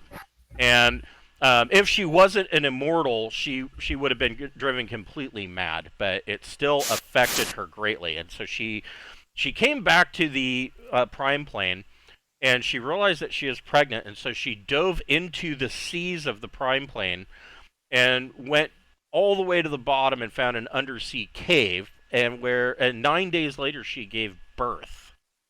And it was a hideous amalgamation of a titan with the head of a kraken and 6 eyes. But despite this, this is what Sadis convinced herself that she wanted, and so she tried to give love to her child. But the child grew quickly and became of immense proportions, and Sadis tried to teach it lessons to behave well. But the child is born of chaos and evil, and in time, the other old gods had been birthed, and Sinaz, the patron father of the elves and god of the forest and lord of the woodland beasts, had given birth to his creation. He created the elves, and And that's just fucking rude after she has like a homunculus freak baby. Makes elves after that. Right? And so the child, Sadis's child, kind of sensed her anger and bitterness and decided that he was going to move against a race of elves that were known as the Sea Elves. And in the night, the baby moved to the coasts of the known world and slaughtered the Sea Elves, turning the coastline red with a bloody sea foam. And that wasn't enough for him, so then he started to move inland and attacked the humans and halflings of the known world, who were the offspring of Tula, the mother goddess, the goddess of grain and livestock, and the patron mother of humans and halflings. Also, she's the goddess of brewing and harvest. And the child took great delight in the wanton destruction of all these people.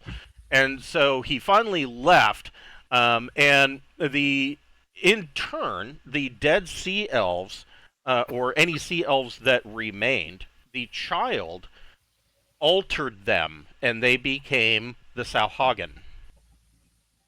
And after this, of course, Montus and Thuros were completely pissed off at Sadis, and Thuros demanded that that Montus punish Sadis, and Sadis realized that the child could not remain, and so she wrapped her hands around as as it came back from its bloody destruction.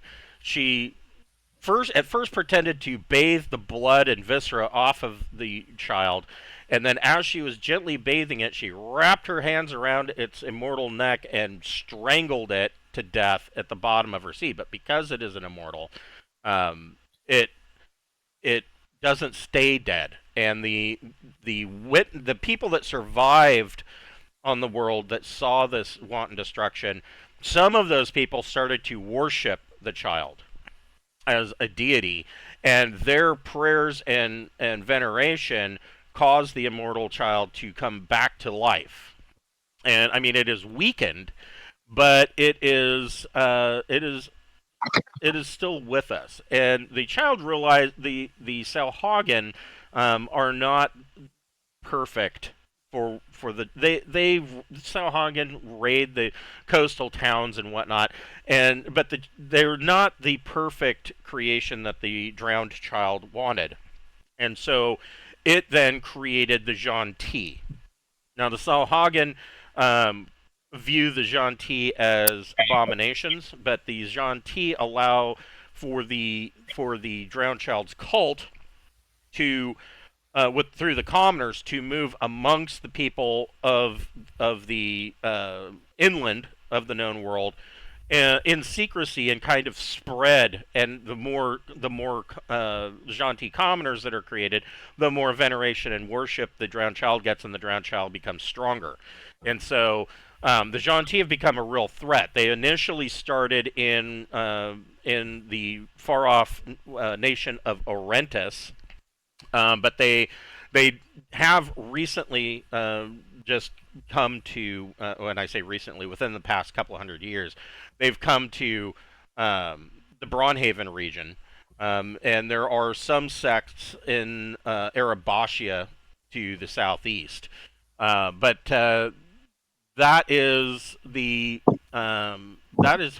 the cult, or that is who the drowned child is and his cult. And the Xanntii are created, this pool of water that that the Horn of Blasting drained. So the blue iridescent water is created by sacrificing Xanntii ocean hunters, and the ascendant will create that water, and then there is a process where she can take a human and essentially slit their wrists and drain them of their blood, and before they're dead, as their blood is draining, she will drown them in the pool of iridescent blue water, and they will appear to have died, but they will instead wake up 24 hours later as a Xanntii commoner. The same process can happen to a commoner to be turned into a god spawn, and if there is need for an ascendant who is the priestess of the cult of the drowned child, they can do the same process to a god spawn, and they will awaken transformed as an ascendant. So that is how. So stay out of the water, basically. Yeah. Sounds like being anywhere close to well, that water the water is a bad itself is poisonous unless you go through. It will drinking the water will kill you. But yeah, there are. I've got the drowned child is a 14th level magic user and a 12th level fighter.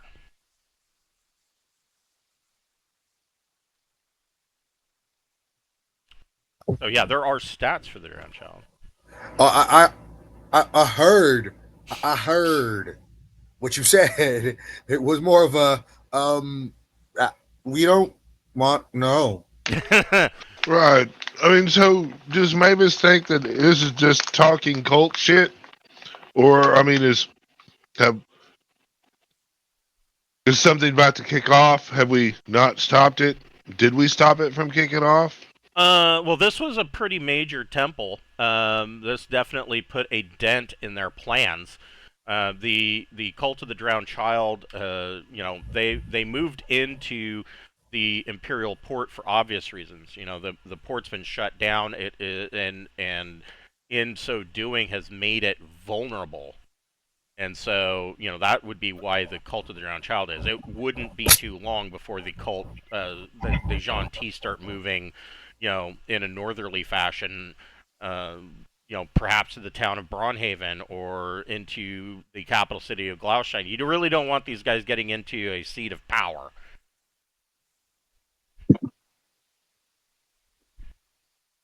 There will Looks like be you did no pretty power good, for though. you. Yeah, All right. But destroying the school messed things up pretty bad for him. But in the, let's see, so first of all, somebody can roll a d4. I'm giving it to Mavis. Oh, Oh. woman, welcome Already back. happened. And then roll 3d6. 3d6. 3d6.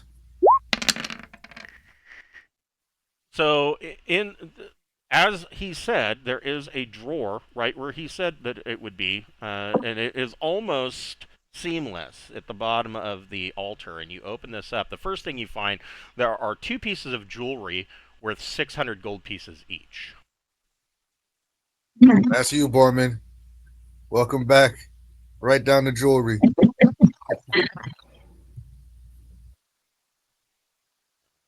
They're adding this up. That's 3 pieces of jewelry worth 600. 2 worth 600 each.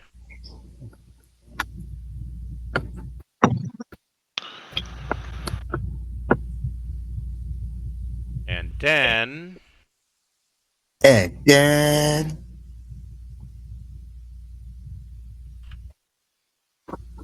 table B.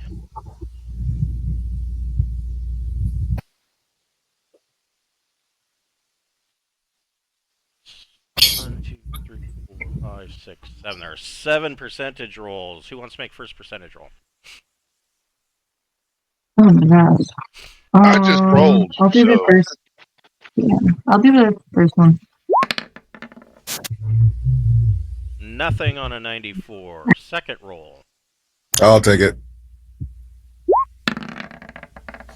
Nothing on a 56. Third roll. 63. Nothing on a 63. Fourth roll. Nothing on an 82. What the fuck? Next roll. This is the broken All right, hold on. ever. I'm putting some mojo on this roll. Putting some mojo on this roll. Here we go. Here we go. Nothing Oh, on a Robin, 95. Nothing on another 83. Come And on. last roll. Oh my gosh. Oh gosh. Hell yeah. Okay, that's the wrong guy. Yeah. That's a nice beat. 18. Woo! 11. Better. Okay. Okay, 11. At least All right. one of the rolls. Yeah. On God. 11, there is 6,700 silver pieces. 6,700 silver. Holy crap. Okay. That's a lot of silver. That's pretty good. Yeah. What the? Where's the? Oh, here it is. Did the cleric or any of the people have shit on them? Yep, we're gonna do that next. Okay. 67. Well, this is a collective of all of their stuff. Oh. This Malachi, we kept some Fine. bits and pieces from an ocean hunter and a godspawn for you. Okay. there are 4 rolls on table I. So who wants to make the first percentage roll? Is it Brian's turn? Is that right? Yes. I'll go. That's a big yes. Okay. This is a good one too. Oof. Oof. Holy shit. There's 6,000 platinum pieces. There. Holy That's good. fuck. Wow. That was a good roll. See, you were all worried about making a roll, and you kicked ass. Your turn to do the Hold on, I same. need to look Oh. at my Wait, there's Coin more? conversions. Let's see here. Oh. He's got to convert it to gold pieces for experience Right. purposes. Oh. Holy shit, that's a lot of XP. Like Mm. a lot. Good. I think I'm close to leveling up with anyone. So Okay. yeah, that's Yeah. holy shit, that's a lot of XP. This is one of those cases where we have to remind you guys that you only get to take one level per session, so that's how much XP we're talking about. Wow. Then It's my turn again. This be number another percentage roll. 28. Okay. There are 8 gems. That's my job. You see, no, but that's good. I that rolled. I are- got roll a d20. Okay. 14. 8 gems worth 100 gold pieces each. 100 each, you said? Yes.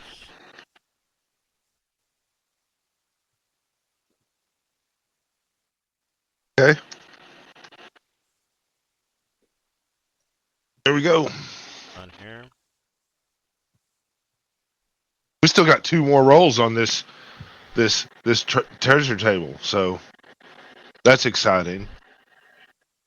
And Oh then gosh. I need to roll then. yep, Oh, no. somebody can roll another percentage. Nice. That was promising. Yeah. Yes. There are. Ooh. And roll 3d6.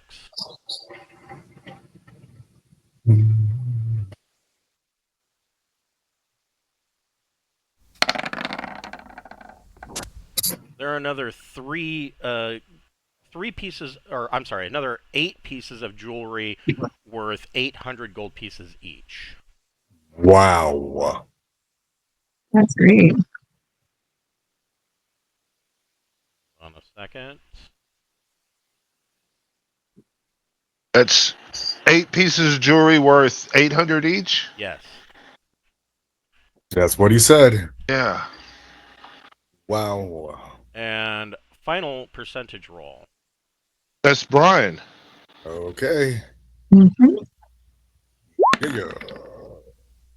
Nothing on a Yeah? 42. Mm-hmm. Oh. Mm-hmm. Did I That's say okay. 42? We did I well. meant. Uh, I meant a 9. That's what I meant. I meant 9. A 9 would have got it too. So you've got this guy still standing here, dying. He'll be dead by the end of the turn. Does Malachi he want to will- be merciful? Oh, well, I mean,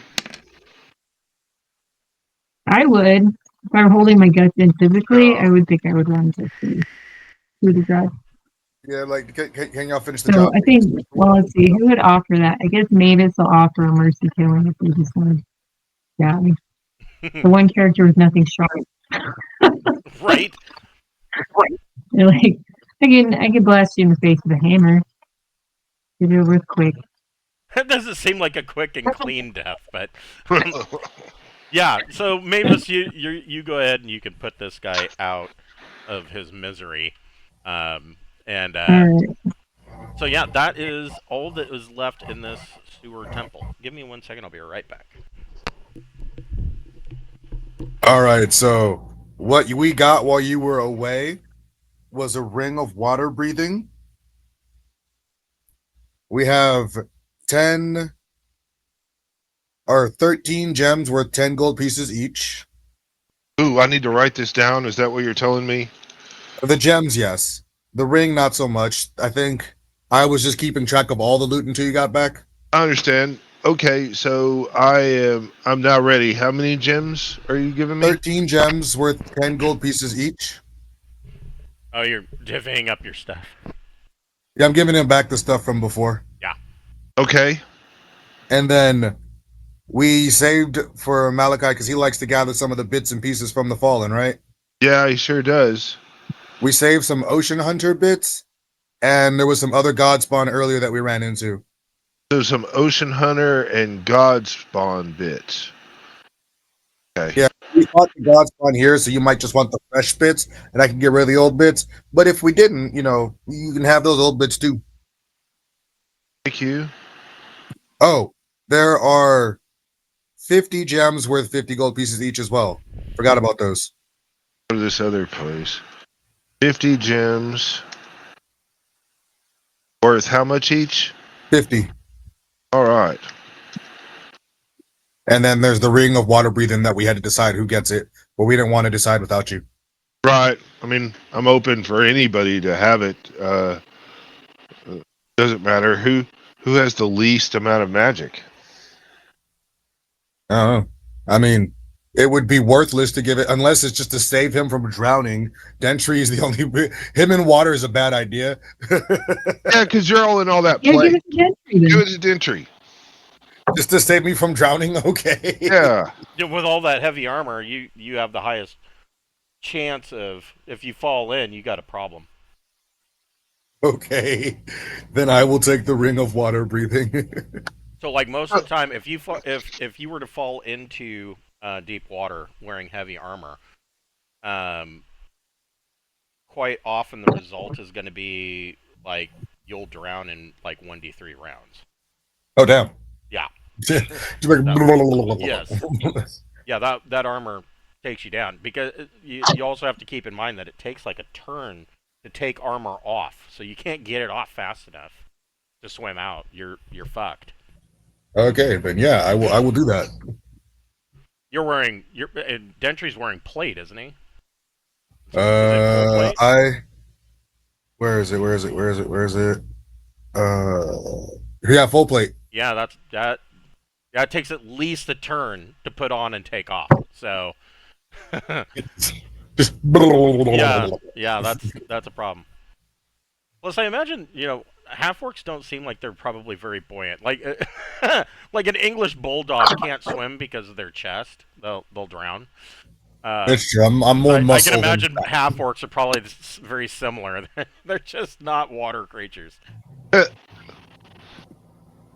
So I've been thinking about what do you think about Malachi, right? And what would I take? I want to create like a leech monster that is really just like a swarm of leeches that form as a monster, as a familiar.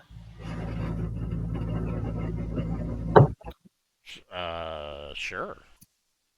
You know, what kind of thing is that? Like it would look like some kind of abomination collection of flesh that would send out small leeches that would bite people and suck Wow. their life force. Yeah. There is. So hold on here. I imagine that would also incur panic on them. Like, get it off! Get it off! Yeah. Well, I wanted to help. I'm going to start a daycare, and I think it would be great to have the leeches watch the children.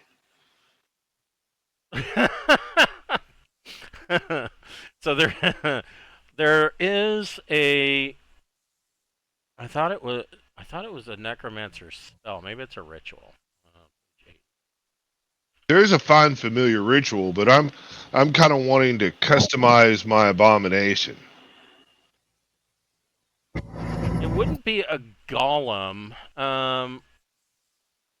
There is a familiar for necromancers that like a crawling hand. Yeah. I think it would probably be something similar to creating that. I would allow that. Right, but I'm kind of wanting to swarm it up. You Right, know it what would I just mean? be. It would be. Well, mechanically speaking, it would be. It would fall under the. Where is it? It would be too small to be rat, but it would be probably an insect. Holy fuck! What's wrong with me today? I don't know. I can't do the alphabets. Insect swarm. So yeah, it would be. So insect swarm. There are different types. So it would be. They've got creepers. I imagine these would be creepers. Yeah. The swarm would have. So it says 2 or 4. What's that? Oh, I see.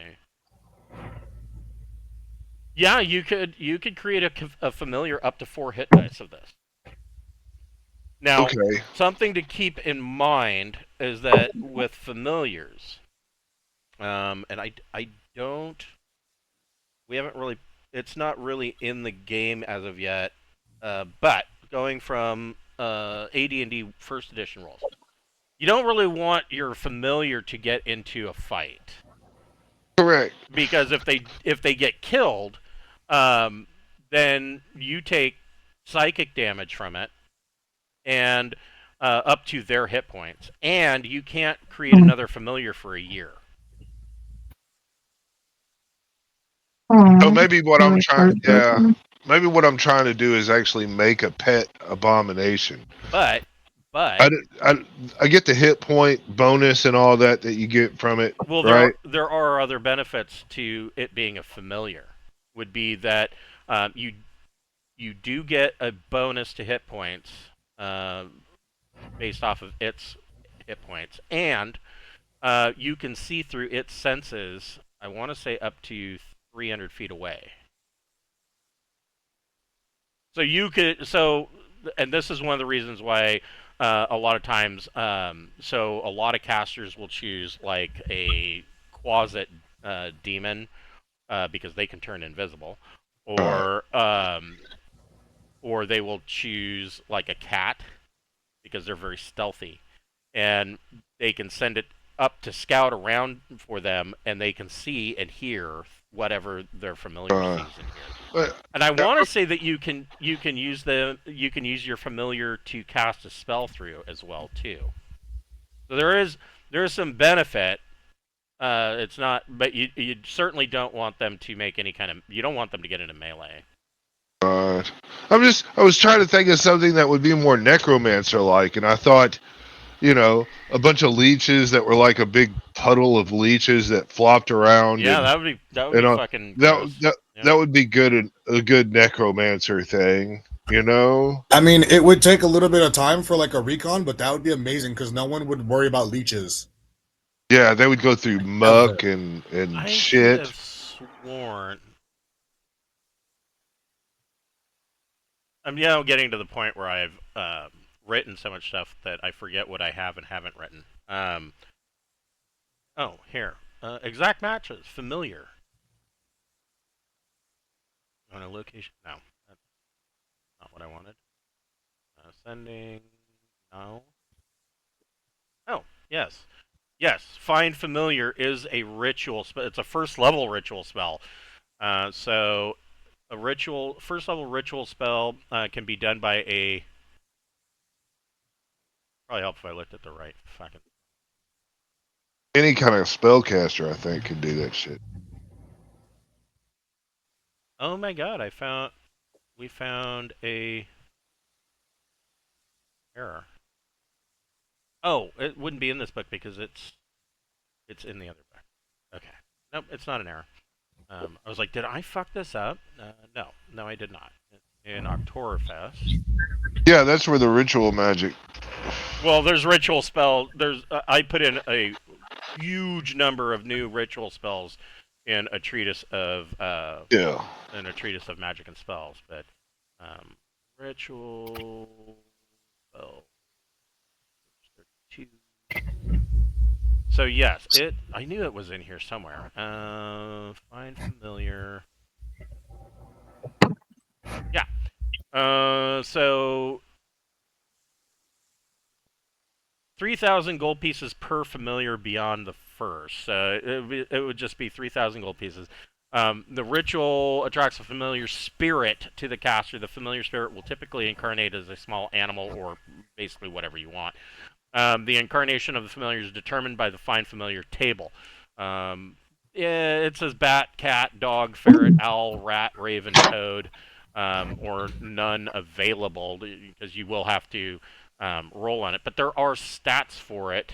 This is a create this, and I will throw this up here. So I was wrong. It is half hit dice, 1 to 4 hit points.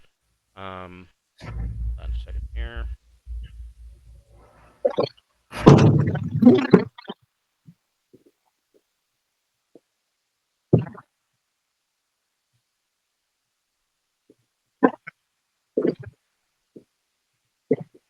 Like that.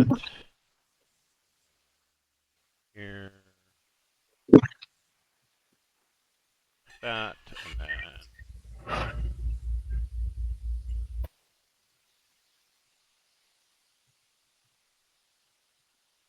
So every familiar has the same stat block.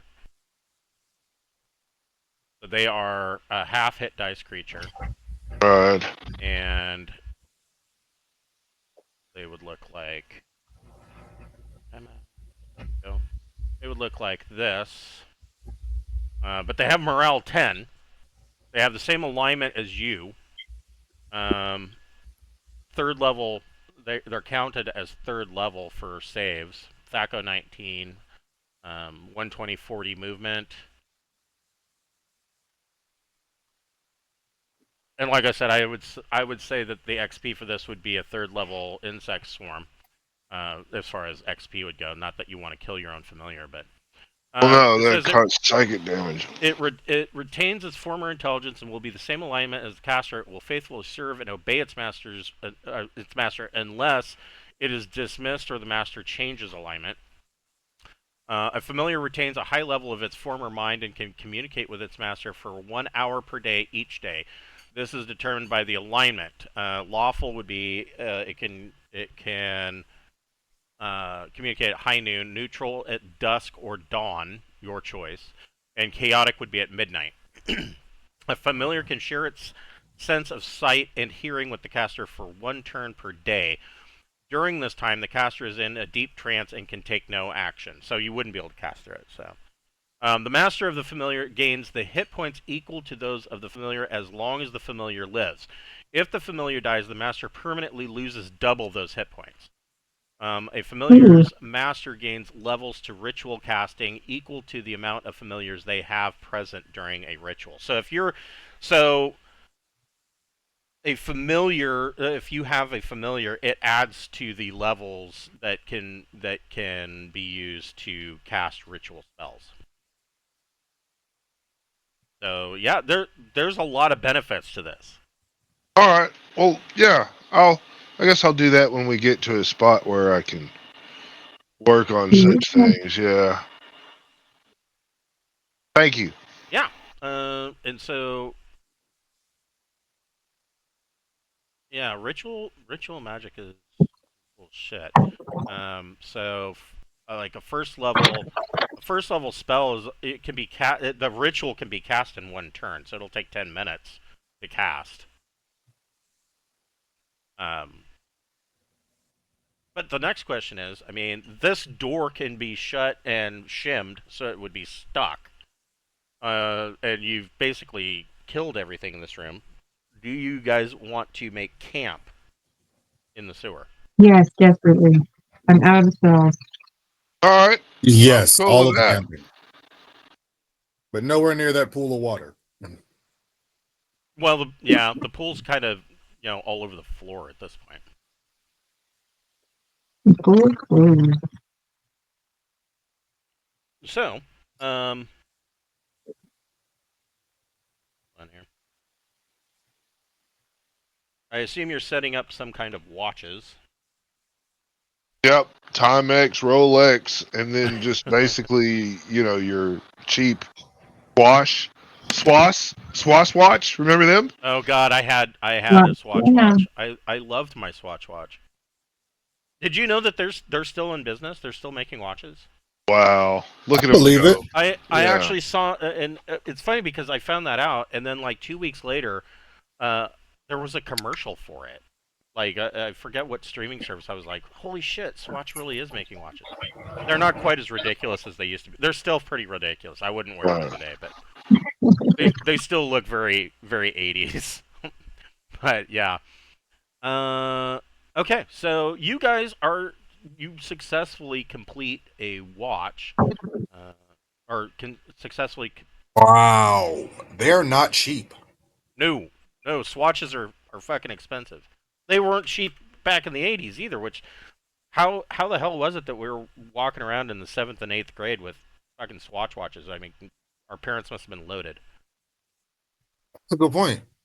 People needed watches back then to tell what time it was. I know We they didn't didn't all have have their phones. phone. Yeah, you didn't have your phone. Maybe watches were a little bit cheaper, like relatively, because everybody had watches. So the demand was like balanced out there. Now it's more of a fashion piece. The other favorite watch that I had was a Guess watch, and it had like a mirrored face, so it was next to impossible to tell what time it was because if you looked at your watch, you'd see your face, right? And but the other problem with the watch was it would not keep time. It was the worst fucking watch I ever had, but it was a Guess watch, so you know you better believe I wore it. Yep. So yeah, you complete a long rest. You are not interrupted. I get rid of some checkpoints Good. here. Okay, I need to erase some things that I have. And People definitely like the fashion piece you watches. guys can rememorize your spells for the day if you want to switch some stuff up. I know Laura was wanting to change some things. Maybe Mavis. I'm gonna ritual recast bone armor on Alora. Okay. Oh, thank you.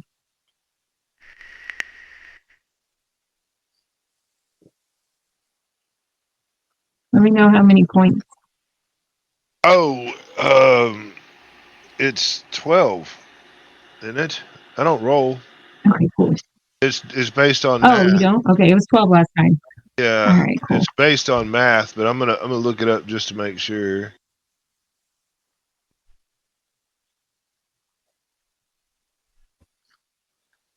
Okay.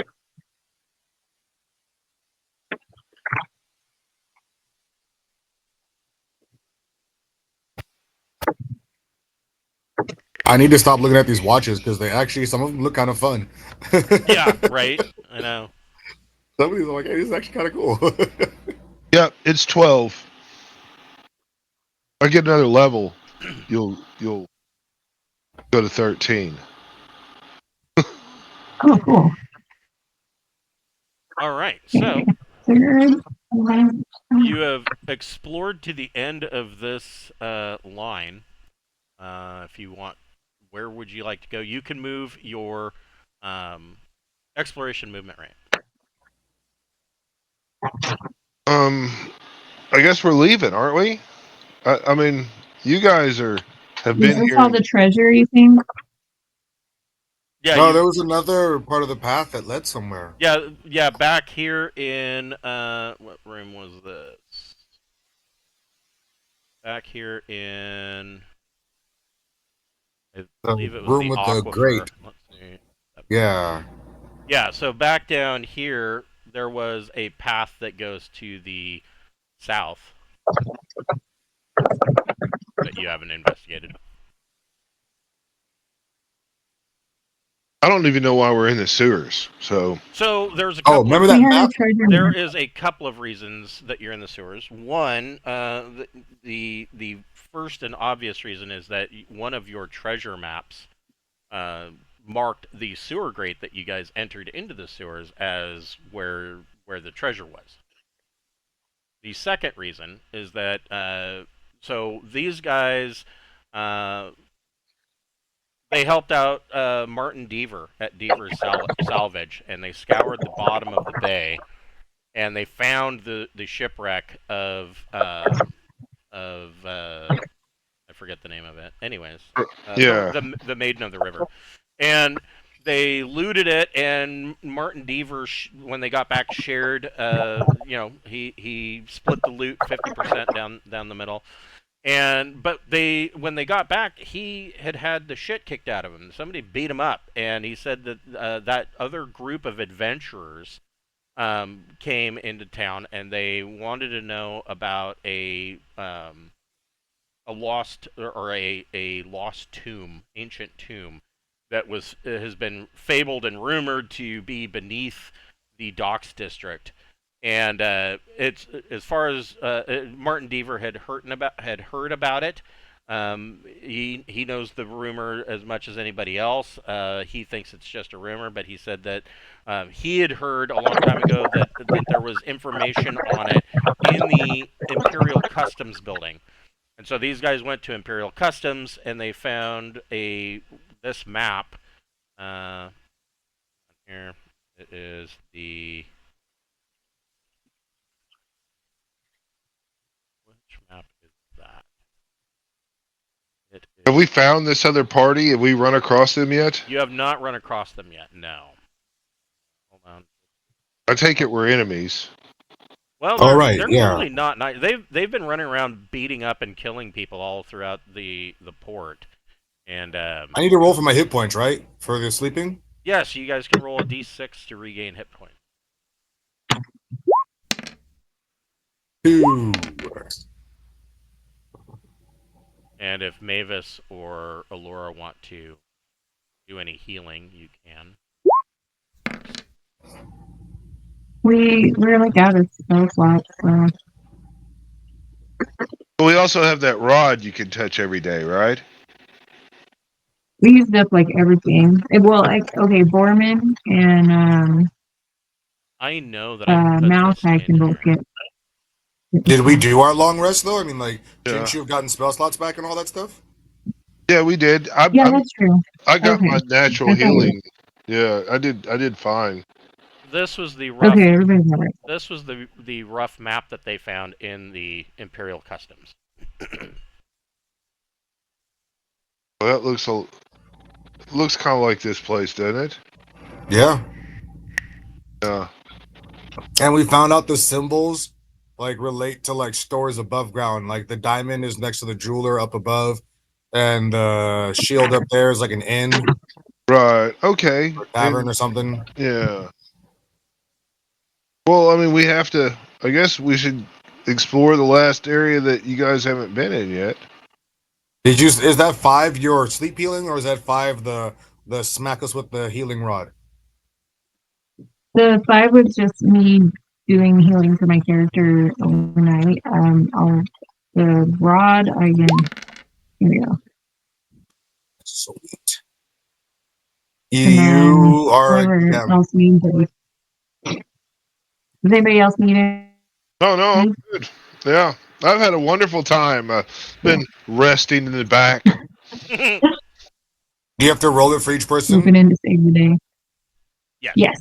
I'll roll Okay. again. Then could you roll again? Yes. Oh, come on. A whole whopping 2. Here's a Hello Kitty Band-Aid. Mm.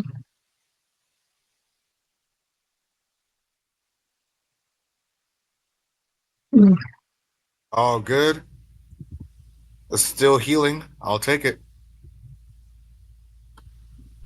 47 out of 53 for Dentry and 31 out of 41 for Jackson. Okay.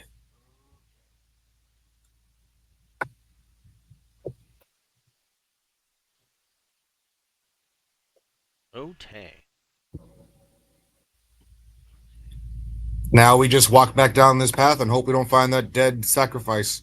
All right, have you guys found this yet? On what? Area down here at the bottom. No. We went they haven't through been this down that path far over yet. here. This is as far as they've gone in the middle of the map. All right, so And I guess there's we should. Yeah, there's a passage that leads to the south from the aquifer. From that middle room. I guess we're just gonna head down this way then. So you Yeah, we turned from here. you can move your exploration movement rate. Each square is 10 feet.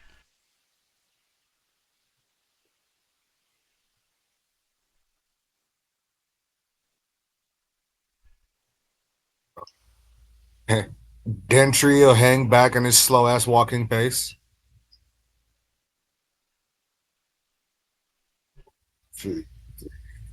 That gets us to here, in this area here, going down the hallway. 1, 2, 3, 4, 5, 6, 7, So 8. this We'll passage. hang back. Yeah. Whoa. What's Borman's movement? I put it back because we stay in a group. I'll slow down for you. I don't want to run and leave everybody. What is your movement, though? Oh, I'm fully armored. It's Yeah, I was wondering how you got so far ahead. I'm like, bro, these are 10-foot squares. How'd you get so Yeah. far? So these passages in the sewer, sloped, wet passages. The passages slope to the west, and a trickling stream of water runs through the center. Water trickles down the walls and drips from the ceiling. Large pools of water have collected in the passages in front of several portcullises at the end. This isn't a portcullis. This is just an archway. There are poisonous mushrooms that flourish in the sewers. The mushrooms are type 1 ingested poison with an 80% chance of detection if you eat it due to its bitter, foul taste. Onset time is 2d4 rounds, requiring a save versus poison or take damage. And there are crystal formations. Minerals in the water have formed strange crystals in various locations. In this particular passage, the crystals give off a faint purple glow in a 5-foot radius. If they are broken off, they can be used as a light source for 1d4 turns before they fade out. And this we're just water, this here and like here and here, these are that's sewage running into the area. So this is a foul and disgusting place. that's wonderful. Yes. I'm guessing we just followed the trails that we walked here. So we kind of Yeah. So you can go ahead and move your exploration movement rate again.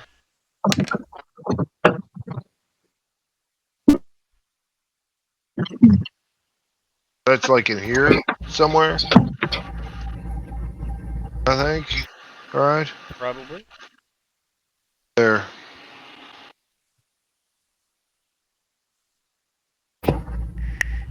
Jackson scouting ahead. Oh, yeah, Laura and I were doing the scouting ahead last time. Are we Right. not doing it this time? Yeah, she's Laura, are you not scouting with me? I could. Let me. With my Movement. You're a 180, right? that on that Yeah, with on the- that broom. with the broom, I as, can go really as far. fast as that broom is, it must be like the speeder bike scene, except in a sewer. It's just yeah, don't run into the wall.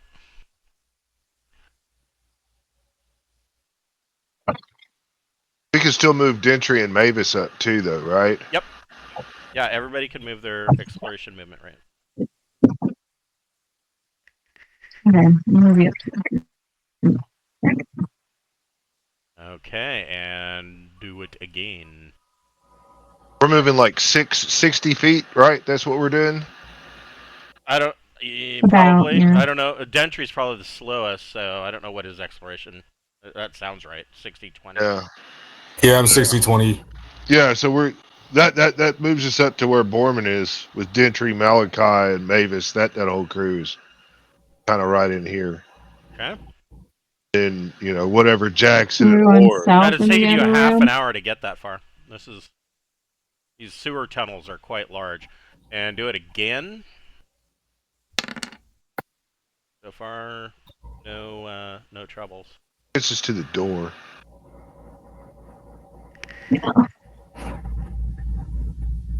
Oh, yeah. Jackson is going to be invised. Laura, are you doing your mostly invis? Yeah. I was gonna do is Yeah, I'm put a wearing the hood up. thing. Yeah. Okay. The hood. Alright. When I'm right here, as we're there, can I do a hear noise real quick? Where are you wanting to go? I want to hear noise. I want to listen. So in this room, there's not a whole lot to listen to. You can listen to the dead.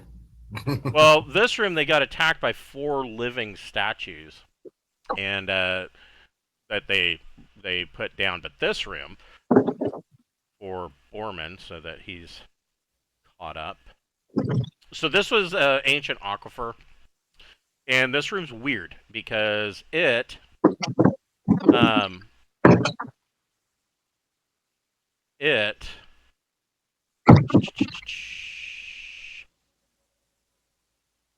shows a mix. It looks like dwarven construction, but the pillars and whatnot are carved with elven relief.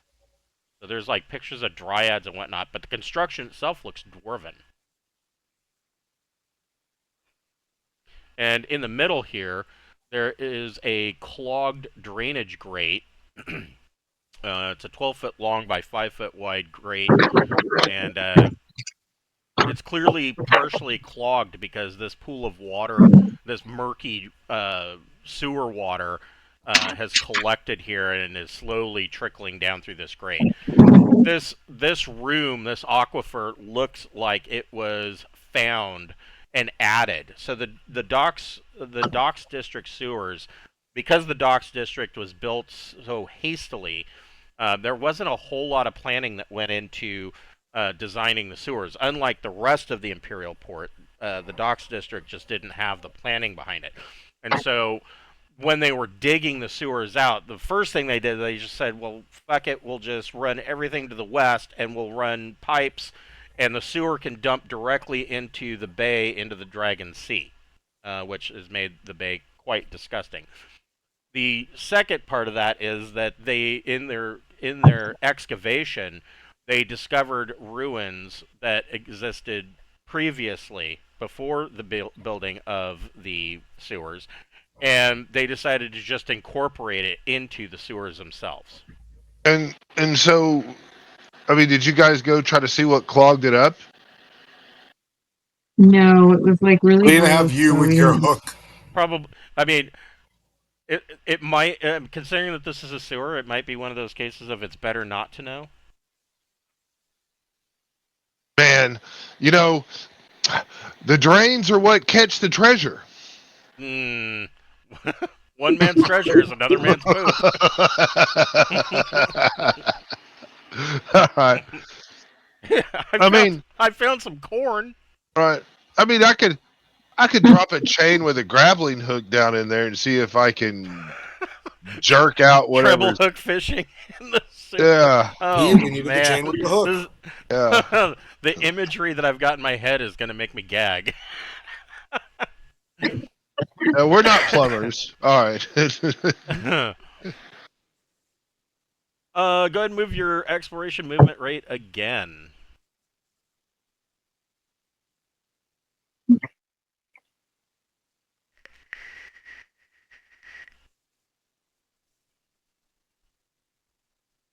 Yeah, this particular map, I was like, every D&D game, sooner or later, the players end up in a fucking sewer. And I was like, holy shit, we haven't ended up in a sewer yet. And so I was like, I gotta make a sewer. I gotta make a sewer.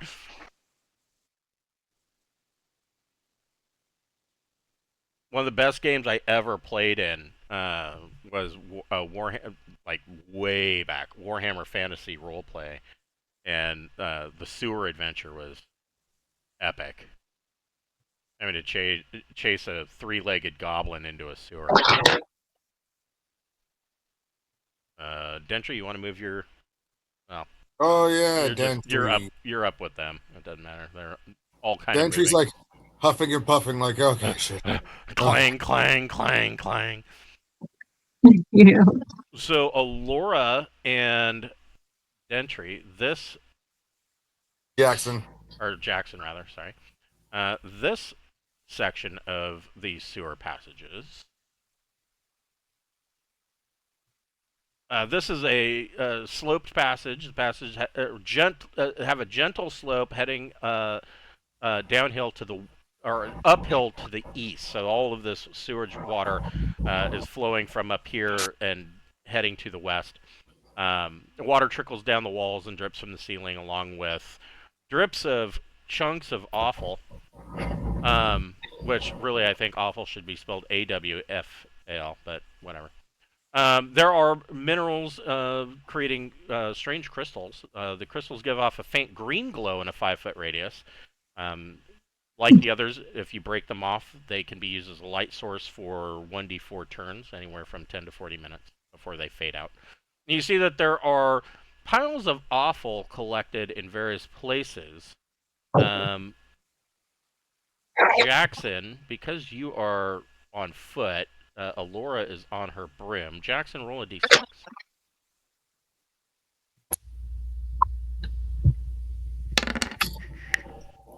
So Jackson does not contract any rot grubs. Oh yeah, that shit. Super gross. The little heart-seeking maggots. Everybody can move their exploration movement rate. Okay. I think Laura's gonna wait for everybody because we're at a place where we don't know which way we're going. Okay. So this room here is not connected to this, right?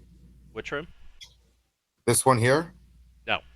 There's a wall We have there. to like there's a wall, okay.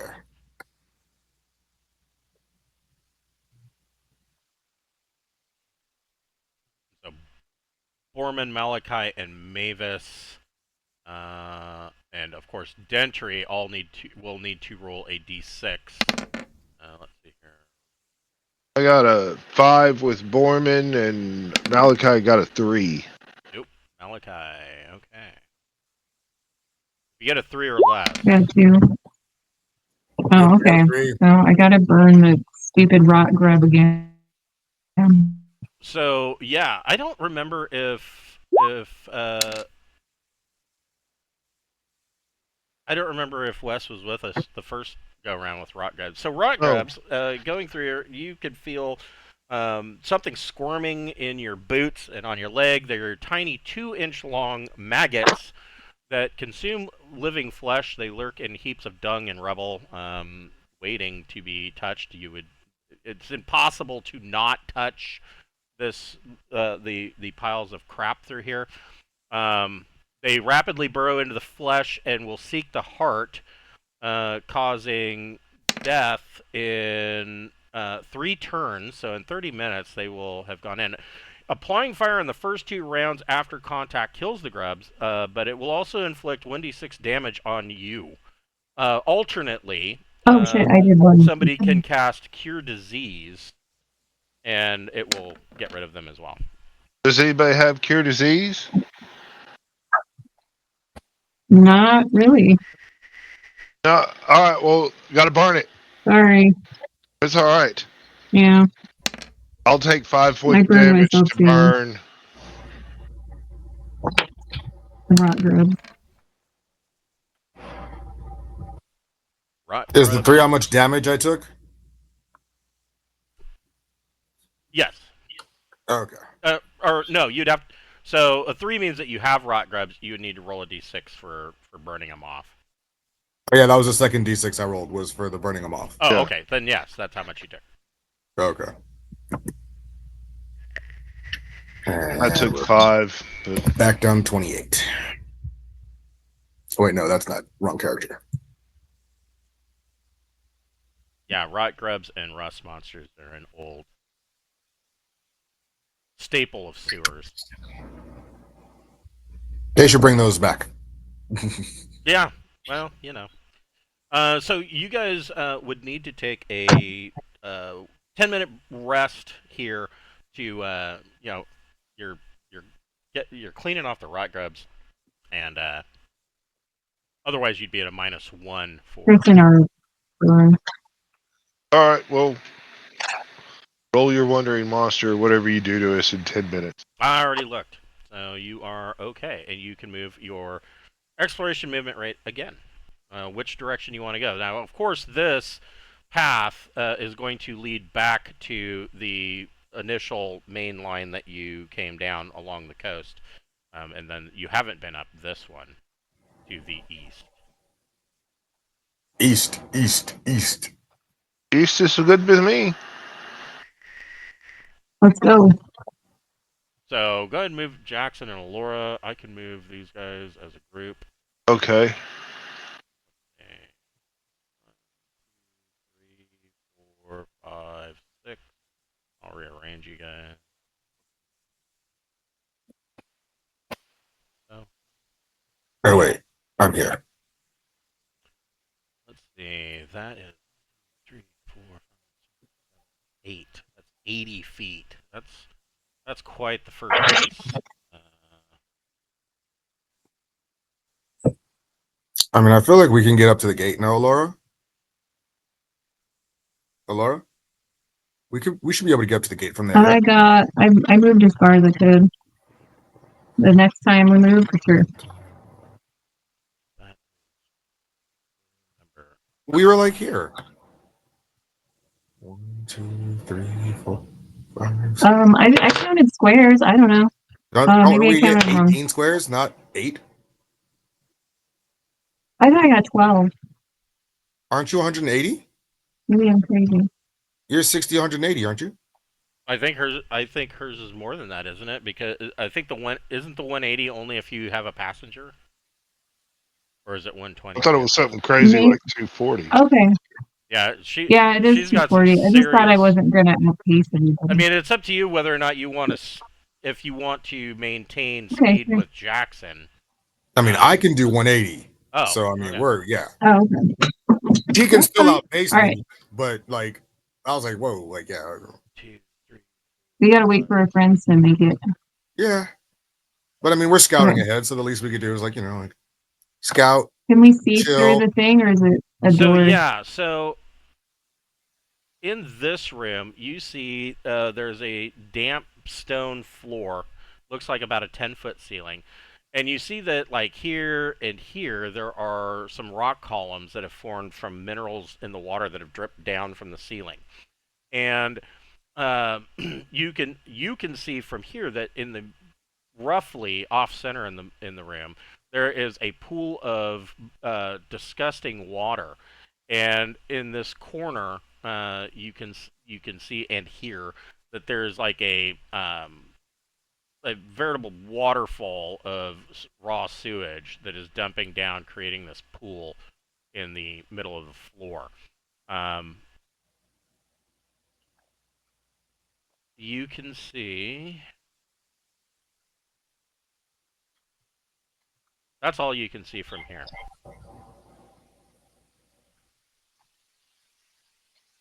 Mm, 10, 20. No, actually, you can see that somewhere up in this direction, so to the north and around this corner here, there is a light source because you can see a flickering light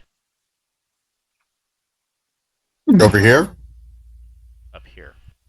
Oh, Up there where those bedroll looking things are. And you And- can see on the Oh. east side that there is across this massively large rim, there's another archway that continues to the east. Gotcha. It's hard to see that far Do you though because listen of the check? darkness. Do what? Can I do a listen check? Yeah, so yeah, you can both roll a d6 for a listen check. Ooh, somebody got a 1. Malachi. Not me. Good for him. Jackson didn't hear shit. So maybe when the others catch up, they can listen. So it says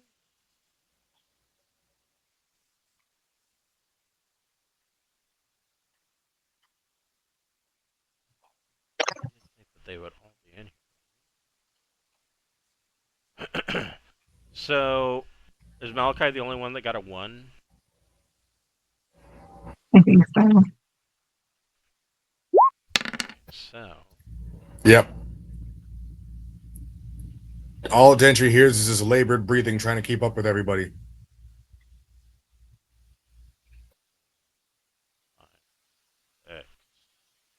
Alright, so I need to. I really didn't expect you guys to get this. Let's see. You didn't expect us to get here today? No, I thought. Well, I mean, kind So of. you forgot how powerful we are when we have all of us together. Right. That yes, Exactly. It's hard to plan that I'm going to get a nat 20 on a sneak attack where I get max damage and it gets double. Right. I mean, right. that's a pretty cool hit right there. Yeah, that really did change the whole. Yeah, that Yeah. that kind of set a new dynamic. That took a lot of ass out of that boss. Yes. That one.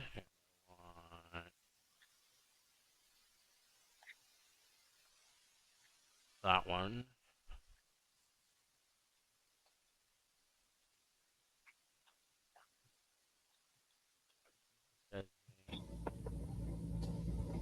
Alright, I'll find his name so I can find him. Or,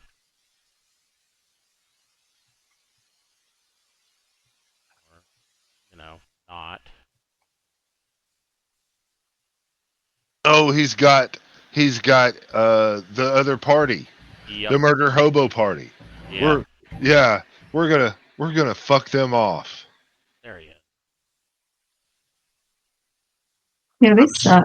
I'm gonna so gank the fucking healer. That's a good idea.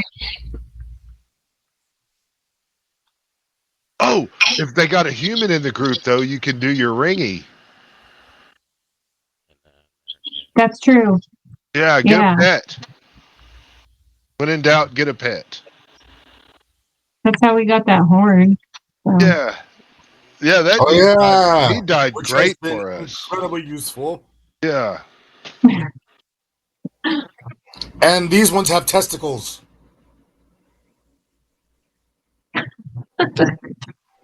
Malachi's got a potion of control human too, so we could steal 2 of them. Oh, cool. Yeah. Sorry, I'm creating these. Hold on.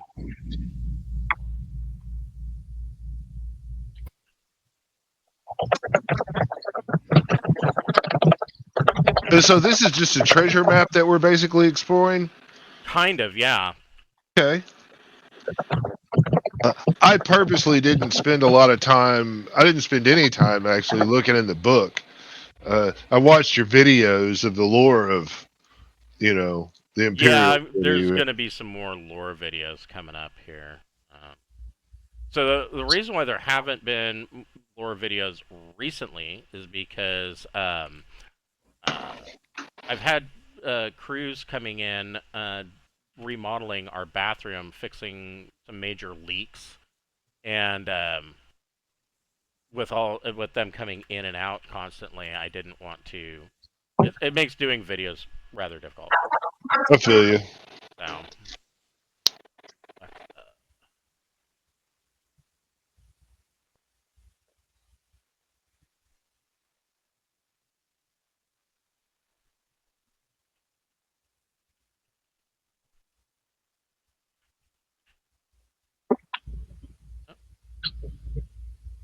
Last guy.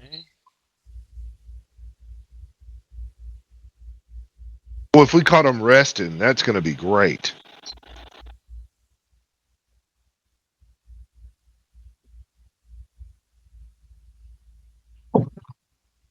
Imagine resting here in the stinky room.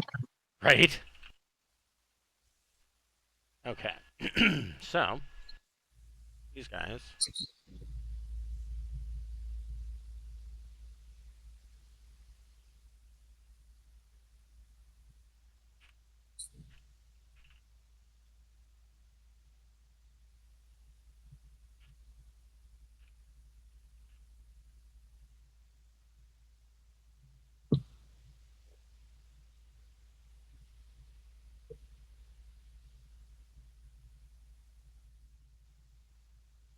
They're big.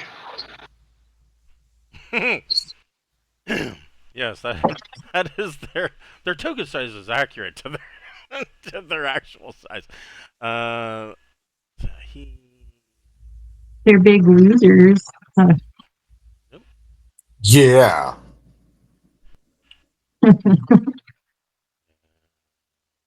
Maybe it's tear sick burn there. Yeah.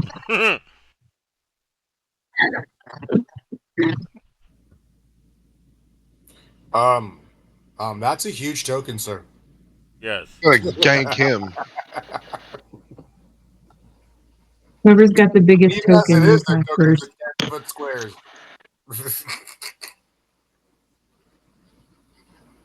But I mean, any smaller, it'd be impossible to see us.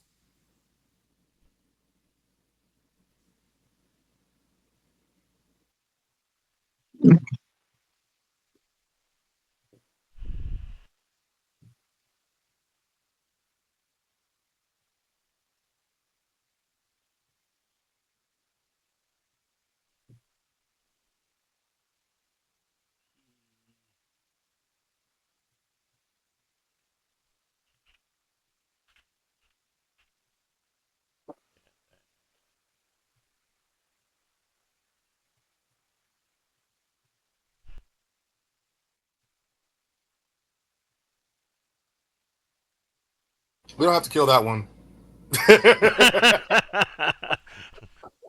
I'll take that one, thanks. We can negotiate with her. How many of them are there? 1, 2, 3, 4, 6.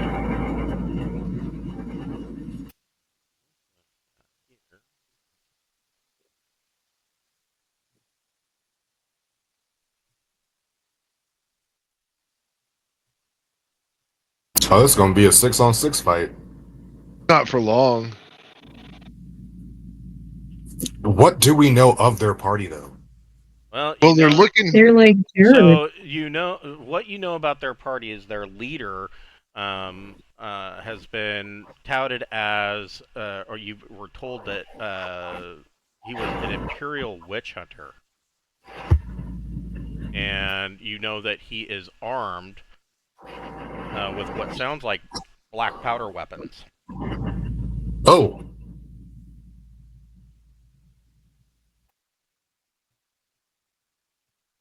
He doesn't even like the genre he lives in. What a monster.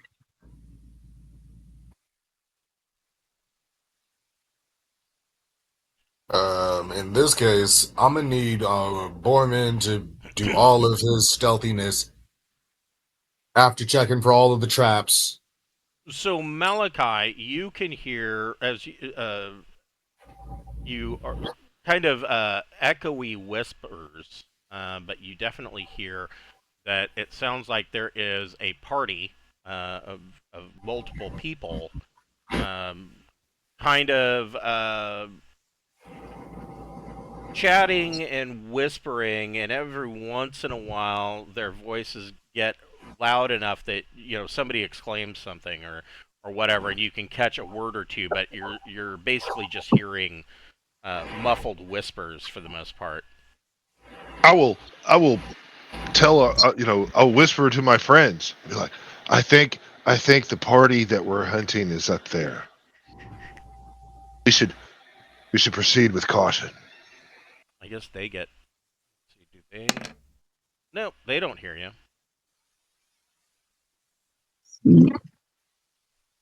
All right. Well, I would like to whisper to Borman to check for any traps at this door. Yeah, If this is where they're camped at. I'll kind of come up here, and Malachi will kind of creep up there with him, and I will look for traps. Do you guys have? Are you using light sources? Keep in mind that this passage you're in is damn near pitch black. Are you carrying torches or I guess any I'd of the have to. crystals or what? I was I'd carrying say a the torch crystals. to Right. I thought there were deal with crystals the and shit all grub. on the wall. We could just kind of rip them off the wall and use them. Yeah, you can, and they will be good for 10 minutes. Well, okay. Good enough. I do have a no alignment skull if you guys want me to use it. What does it do?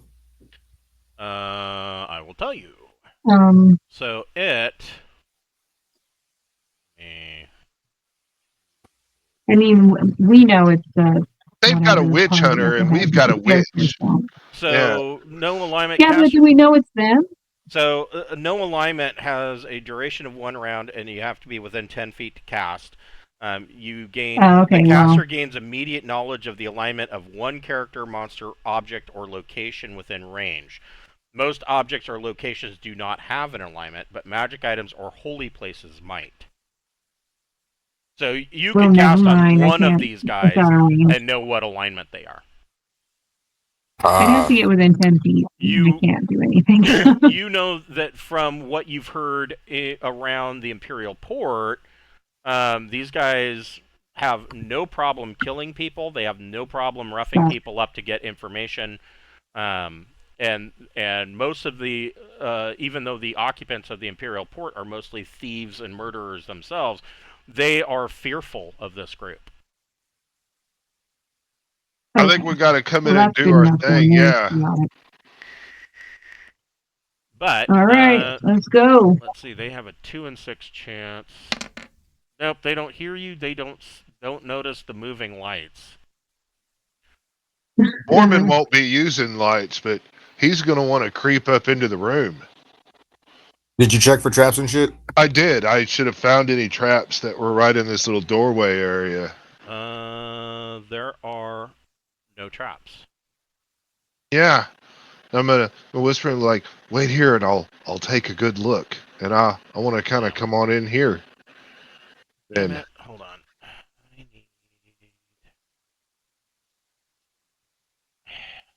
I need to give these If I- guys names. if I put the sword, while you're doing that, we could talk. Yeah. Is this their only light source? Is this fire? Yes. So if I stick Frostbrand in this fire, the fire goes out, in theory, right? And or Theoretically. or I can I can dump a bunch of fucking oil on the ground here and just have this whole area kind of light up. Would be fun. And that wouldn't Does be an attack. anybody have? Is there anybody that can see in the dark in I our mean, party?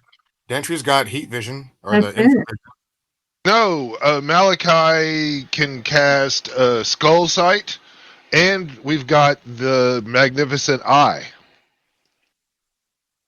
Okay, so we got 2 out of however many characters can see in the dark. We don't know how many of their characters can see in the dark. That's a good point. We don't know I anything think about that their ability. disadvantages the majority of the party I would to go get with rid of the not, fire. So, yeah, I support the not putting the fire out. Spreading the fire, I'm okay with. But putting it out might be bad for our party too. So you guys Yeah. are you guys are moving on the premise that you're just going to move in and immediately want to attack. That's what it looks like we're gonna do. They're evil, bad. I mean, we can discuss things after they're dead. I mean, I go with- talk to. I mean, technically, I guess you could talk to them after they're dead. Yeah, we have multiple avenues to play with that. So I mean, Or we just get the leader, you sneak up on the leader, put a blade to the leader's throat, and just be like, let's talk. I agree with putting the blade to the leader's throat, but I'm not necessarily sure about talking. just slice it on out. If one of them's sleeping, what are and we I going can to ask get, them to do? yeah, Turn themselves in or something? I don't think they will. I mean, yeah, we're not going to have them turn themselves in. That's not happening. But don't we want to know what they know? well, we can know that with Malachi's magnificent memorial. Oh. We can explore their Mhm. thoughts after we kill them. Is my point. And They I mean, won't they care did rough up anymore. that dude that we were kind of on good terms with. So the enemy of my enemy. What? You are rolling an awful lot of dice, sir. He's rolling initiatives. Yeah, I'm getting these guys set up. They got a lot of high initiatives. If we get the surprise attack, some of that can be turned against them. Because we've got to control human chance. That's shitty. That's shitty. She got a fucking 2.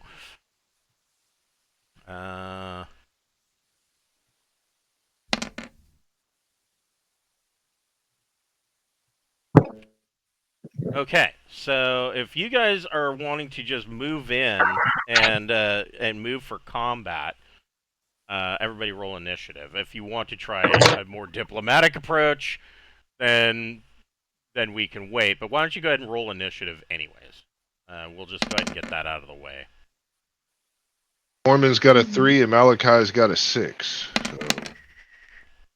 You should Yeah. be able to change your initiative. That did not go well. Dentry's still at a 3, and Jackson's now at a 1. Yeah, but I mean, we'll get the surprise. Yeah, the idea of fighting a party of 6 people who are also feared, I don't like the idea of taking them on head on with no knowledge of them. Well, the other thing about this is you have to keep in mind that these are not just random monsters. These are actually fully rolled characters. Right.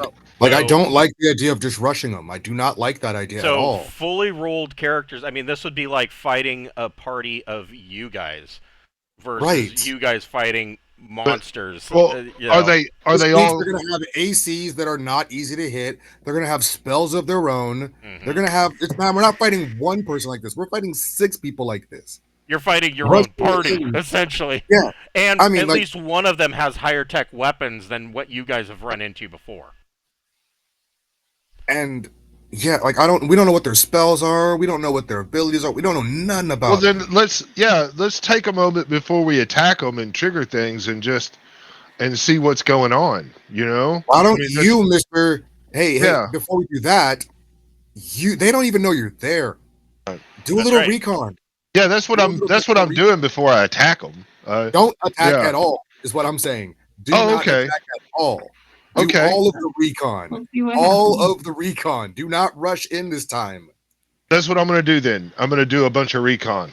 I'm going to Because watch what are they doing and all of Because the that. thing is also, we're coming out of a bottleneck. Like they have we're coming into their territory out of a bottleneck, and they have like all of the advantages this time.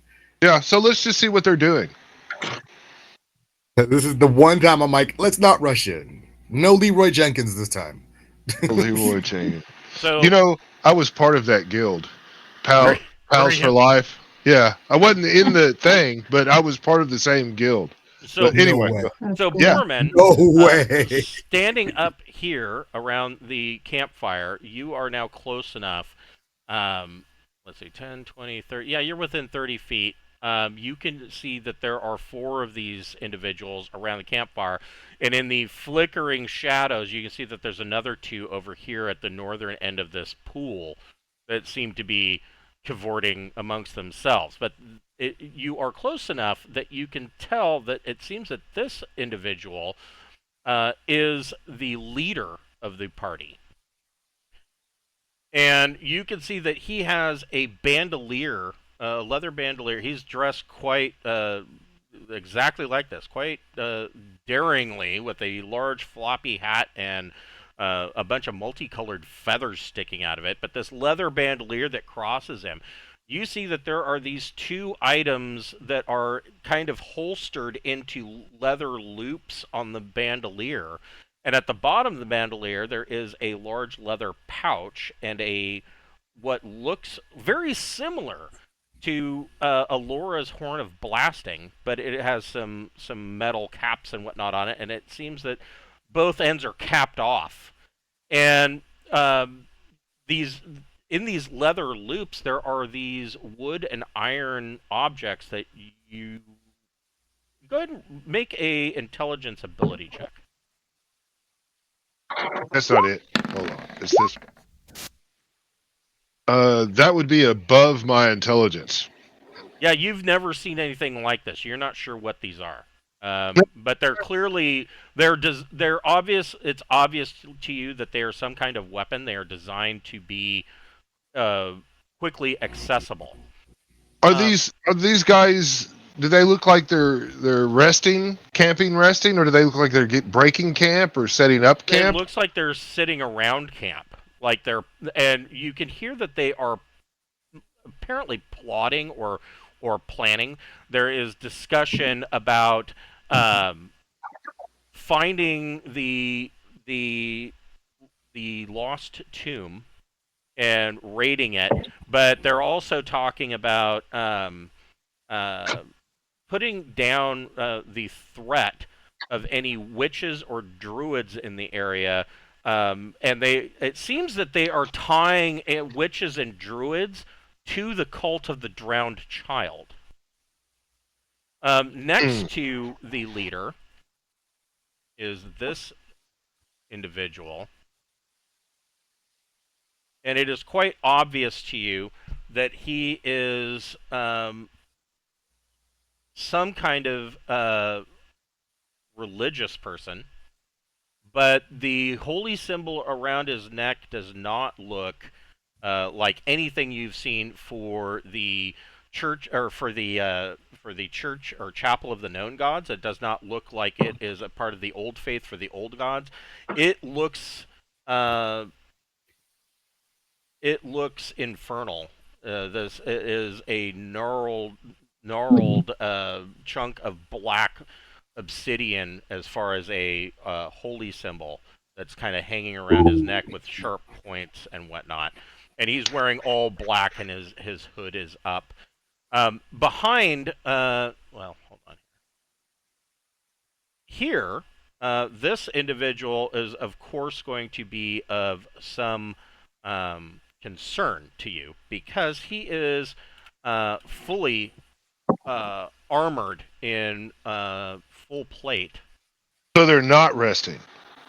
Well, yeah, they are camping around their campfire. You guys will have interrupted their rest.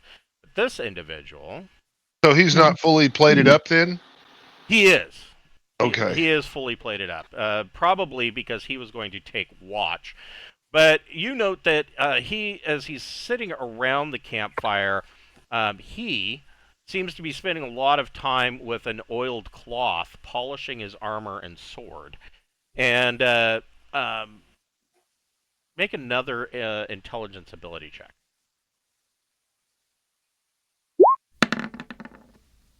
Ooh, that's below. You can clearly recognize by the way this guy is acting that this guy is a knight. He's got the noble lineage or the noble bearing, and he's not just a fighter. This guy is definitely a knight of some kind. Hold on here. There's another one. After this description, we will break, and you can fester on this for a week, deciding what you're going to do when you get in here. But here, behind the guy with the big floppy hat,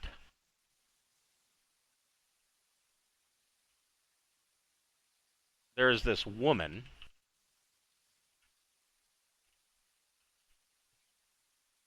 And she is sitting in the corner, trying to read what appears to be a similar book a book that's very similar to the type that you have seen um, Malachi study from. And she does not appear to be dressed for the environment. She is wearing Arabashian silks.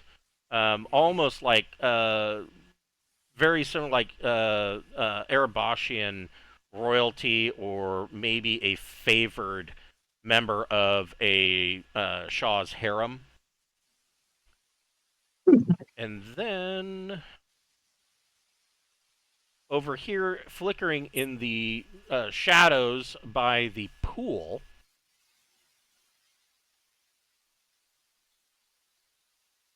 you can see these two individuals. One is a woman, one is a very large man. And the woman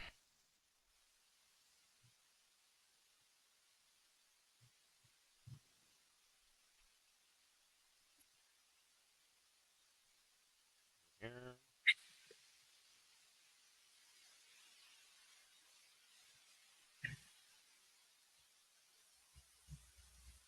you see that the woman is she is has a there's a spear in a kind of in a sling holster across her back, and in her hand she has a 10-foot pole, and she's kind of sitting there talking to the large individual next to her. And she's poking the 10-foot pole into the water and kind of pressing until the pole kind of bends a little bit. You can see that the 10-foot pole that she's using has some give. And then last but not least, the large individual.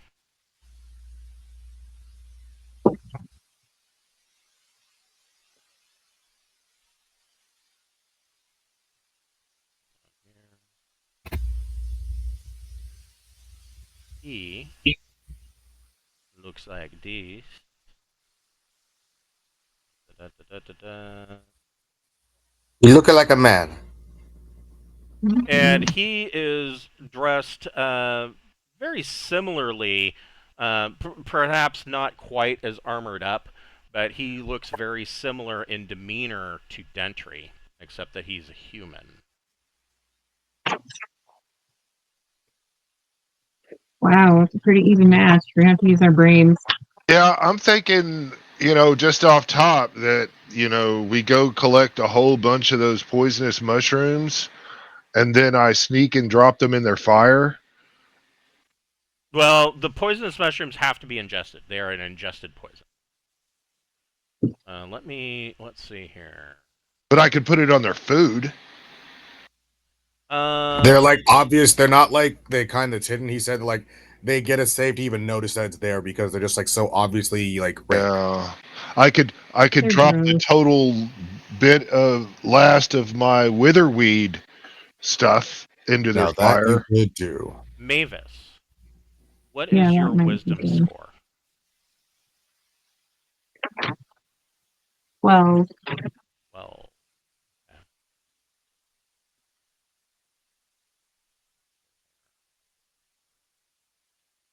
and I think Malachi, what is your intelligence score? 16. Okay. That.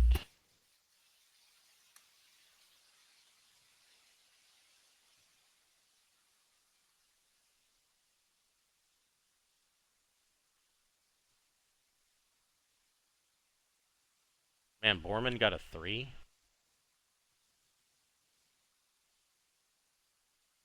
You rolled some damn good initiatives for them. Let's see here. What is Alora's dex score? 12. Oh, really? It's a 12?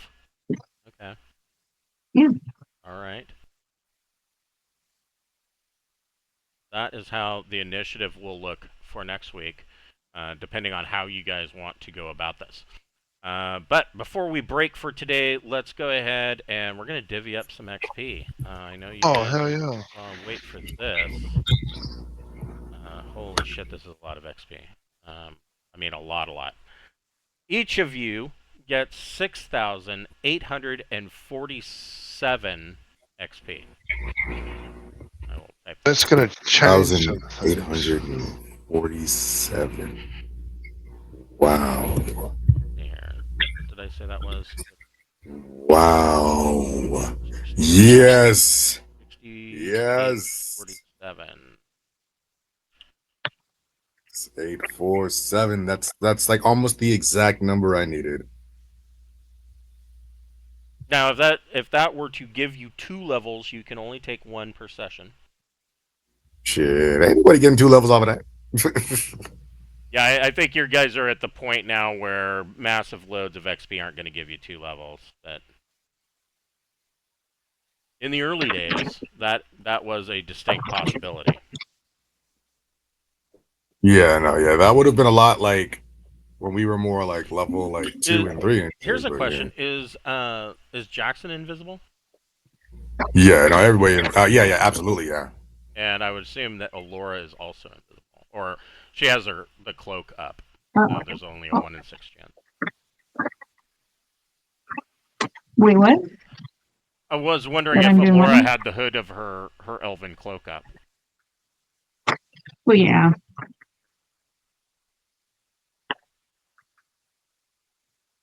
I can finally take Beastmaster. Yeah, you take first level of Beastmaster. And I'll have to like ask every session for the next month, how does multi-classing work again? How does multi-classing work again? It's a division of your XP. So your XP will be divided in half, and one will go or half will go to each class.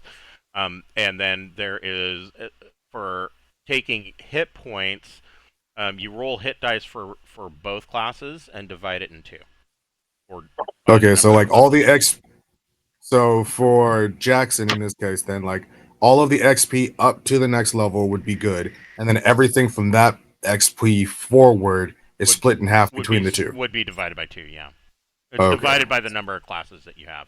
You can have Okay. up to 3 classes, but you don't Okay. want to do that. 2 classes is about Yeah.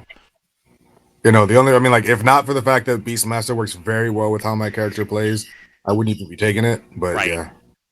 Well, and I've Well, actually I'm so part of me.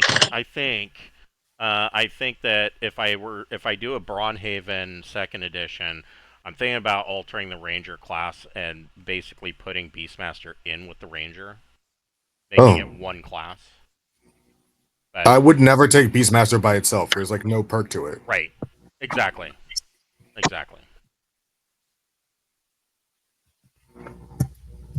Yeah, like I looked at, it, I was like, who Well, would choose Aurora this as leveled their up. only It gave me class? more spell slots. And some health. That's definitely good. More spell slots are always good. Don't forget, you also get to roll your hit die and plus your con modifier to add to your hit points. Your hit point maximum should go up.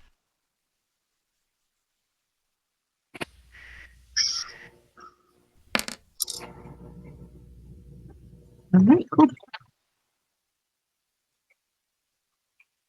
I gotta Level? see. Wes is awfully quiet. I think Borman or Malachi leveled. No, I mean, both of my guys are multi-class, so that means where everybody else probably just enters in one, I have to divide our shit by two, Right, right. and That's why yeah, I'm and saying. I mean, Wow. 2 classes is doable, but 3 classes is really you're constantly working at a detriment. In fact, I would just go so far as to say like 2 classes is that's it. Let's just cut it at that. yeah, I did hit level 7 thief, and I don't know if my fighter did or not. I can't do them both, but Oh, how does multi-classing affect my Thaco? you Uh, take the you best. take the best of your two Thacos, yes. Okay. Yeah. Okay. So So, multi-classing in the Advanced Fantasy Player Tome can be found on page.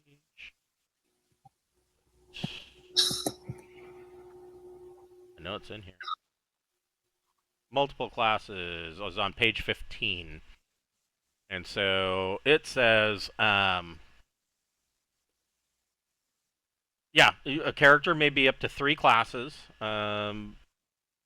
It says which are selected at character creation. I allow you to select a second or third class whenever you want, whenever you level. Character has a separately tracked count of experience points per class. When earning XP, the total earned is split evenly between the two, or between the per class XP counts. Prime requisite XP adjustments. The character's prime requisite XP adjustment is calculated separately for each class based on the prime requisites of the class. So if you have stats that are high enough that you're getting an XP bonus, Mm-hmm. the per class adjustment only applies to XP added to that class's XP count. So after you divide the XP per Then I do class, them. then Then I can you multiply. calculate the XP bonus. The character has separately tracked experience level per class. When the character has gained enough XP in one of their classes, that class increases in level. When determining hit points at character creation or upon gaining a level, any hit points gained are divided by the number of classes. Fractions are tracked and may be added to a whole number later on. A fighter thief for an example, a fighter thief gains thief level. The player rolls 1d4 for hit points, resulting in 3. The character gains 1.5 hit points. Upon gaining a fighter level, the player rolls 1d8 for hit points, resulting in a 5. The character gains 2.5 hit points. The half hit points gained for the thief and fighter levels now add up to a whole hit point. Gotcha. Okay, that's good to keep track of. Saving throws in THACO. The character uses the best saving throw values in each category and the best THACO value for all of their classes. Class abilities. Allowed armor. The character may use the best armor options allowed to any of their classes. The character may use the best weapon options allowed for any of their classes. For the purposes of optional weapon proficiencies, the character is treated as their most favorable class. Characters may use the magical abilities of each class without restriction, and class abilities such as hide in shadows or move silently may only be used when wearing armor that is allowed for the class that grants the ability. So, for instance, so you've watched Borman run into this problem. Right. That's the reason why he has both. 2 sets of armor. He's got plate armor and leather armor. He dons the armor that is usable for that day. Right. Now, we're offering a lot of leeway here for him carrying armor around, because regular, in my mind, regular plate armor is going to essentially consist of a breastplate. That's not going to be that hard to carry around. It might be a little heavy, but it's not going to be that hard to carry around. Dentry would run into a problem being a fighter thief if he wanted to cart around full plate. You're just not going to carry around full plate. I mean, yeah, and there's no way to like toss full plate into a bag of holding. It's not going to fit in a bag of holding, and it's not going to bundle up and strap to your back. Even if you're a half orc, that's going to be cumbersome. Right. Yeah, no, I wouldn't take Dentry into any kind of half like multi-class with anything stealthy. Yeah, it just wouldn't work for him. Yeah, Dentry with the combat talents and being a fighter. I mean, adding the combat talents really made fighters fucking badass. They are their own thing, and I think that multi-classing Dentry would be a poor choice.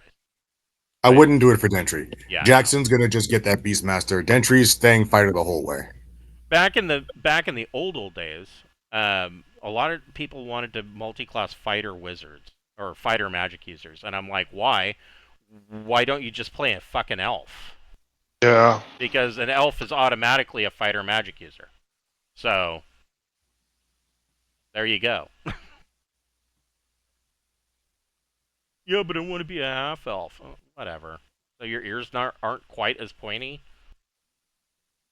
Well, You're mad that your dad stepped out for a pack of cigarettes and hasn't come back for 15 years? I mean, why do you want to be in a half-elf? I mean, come on.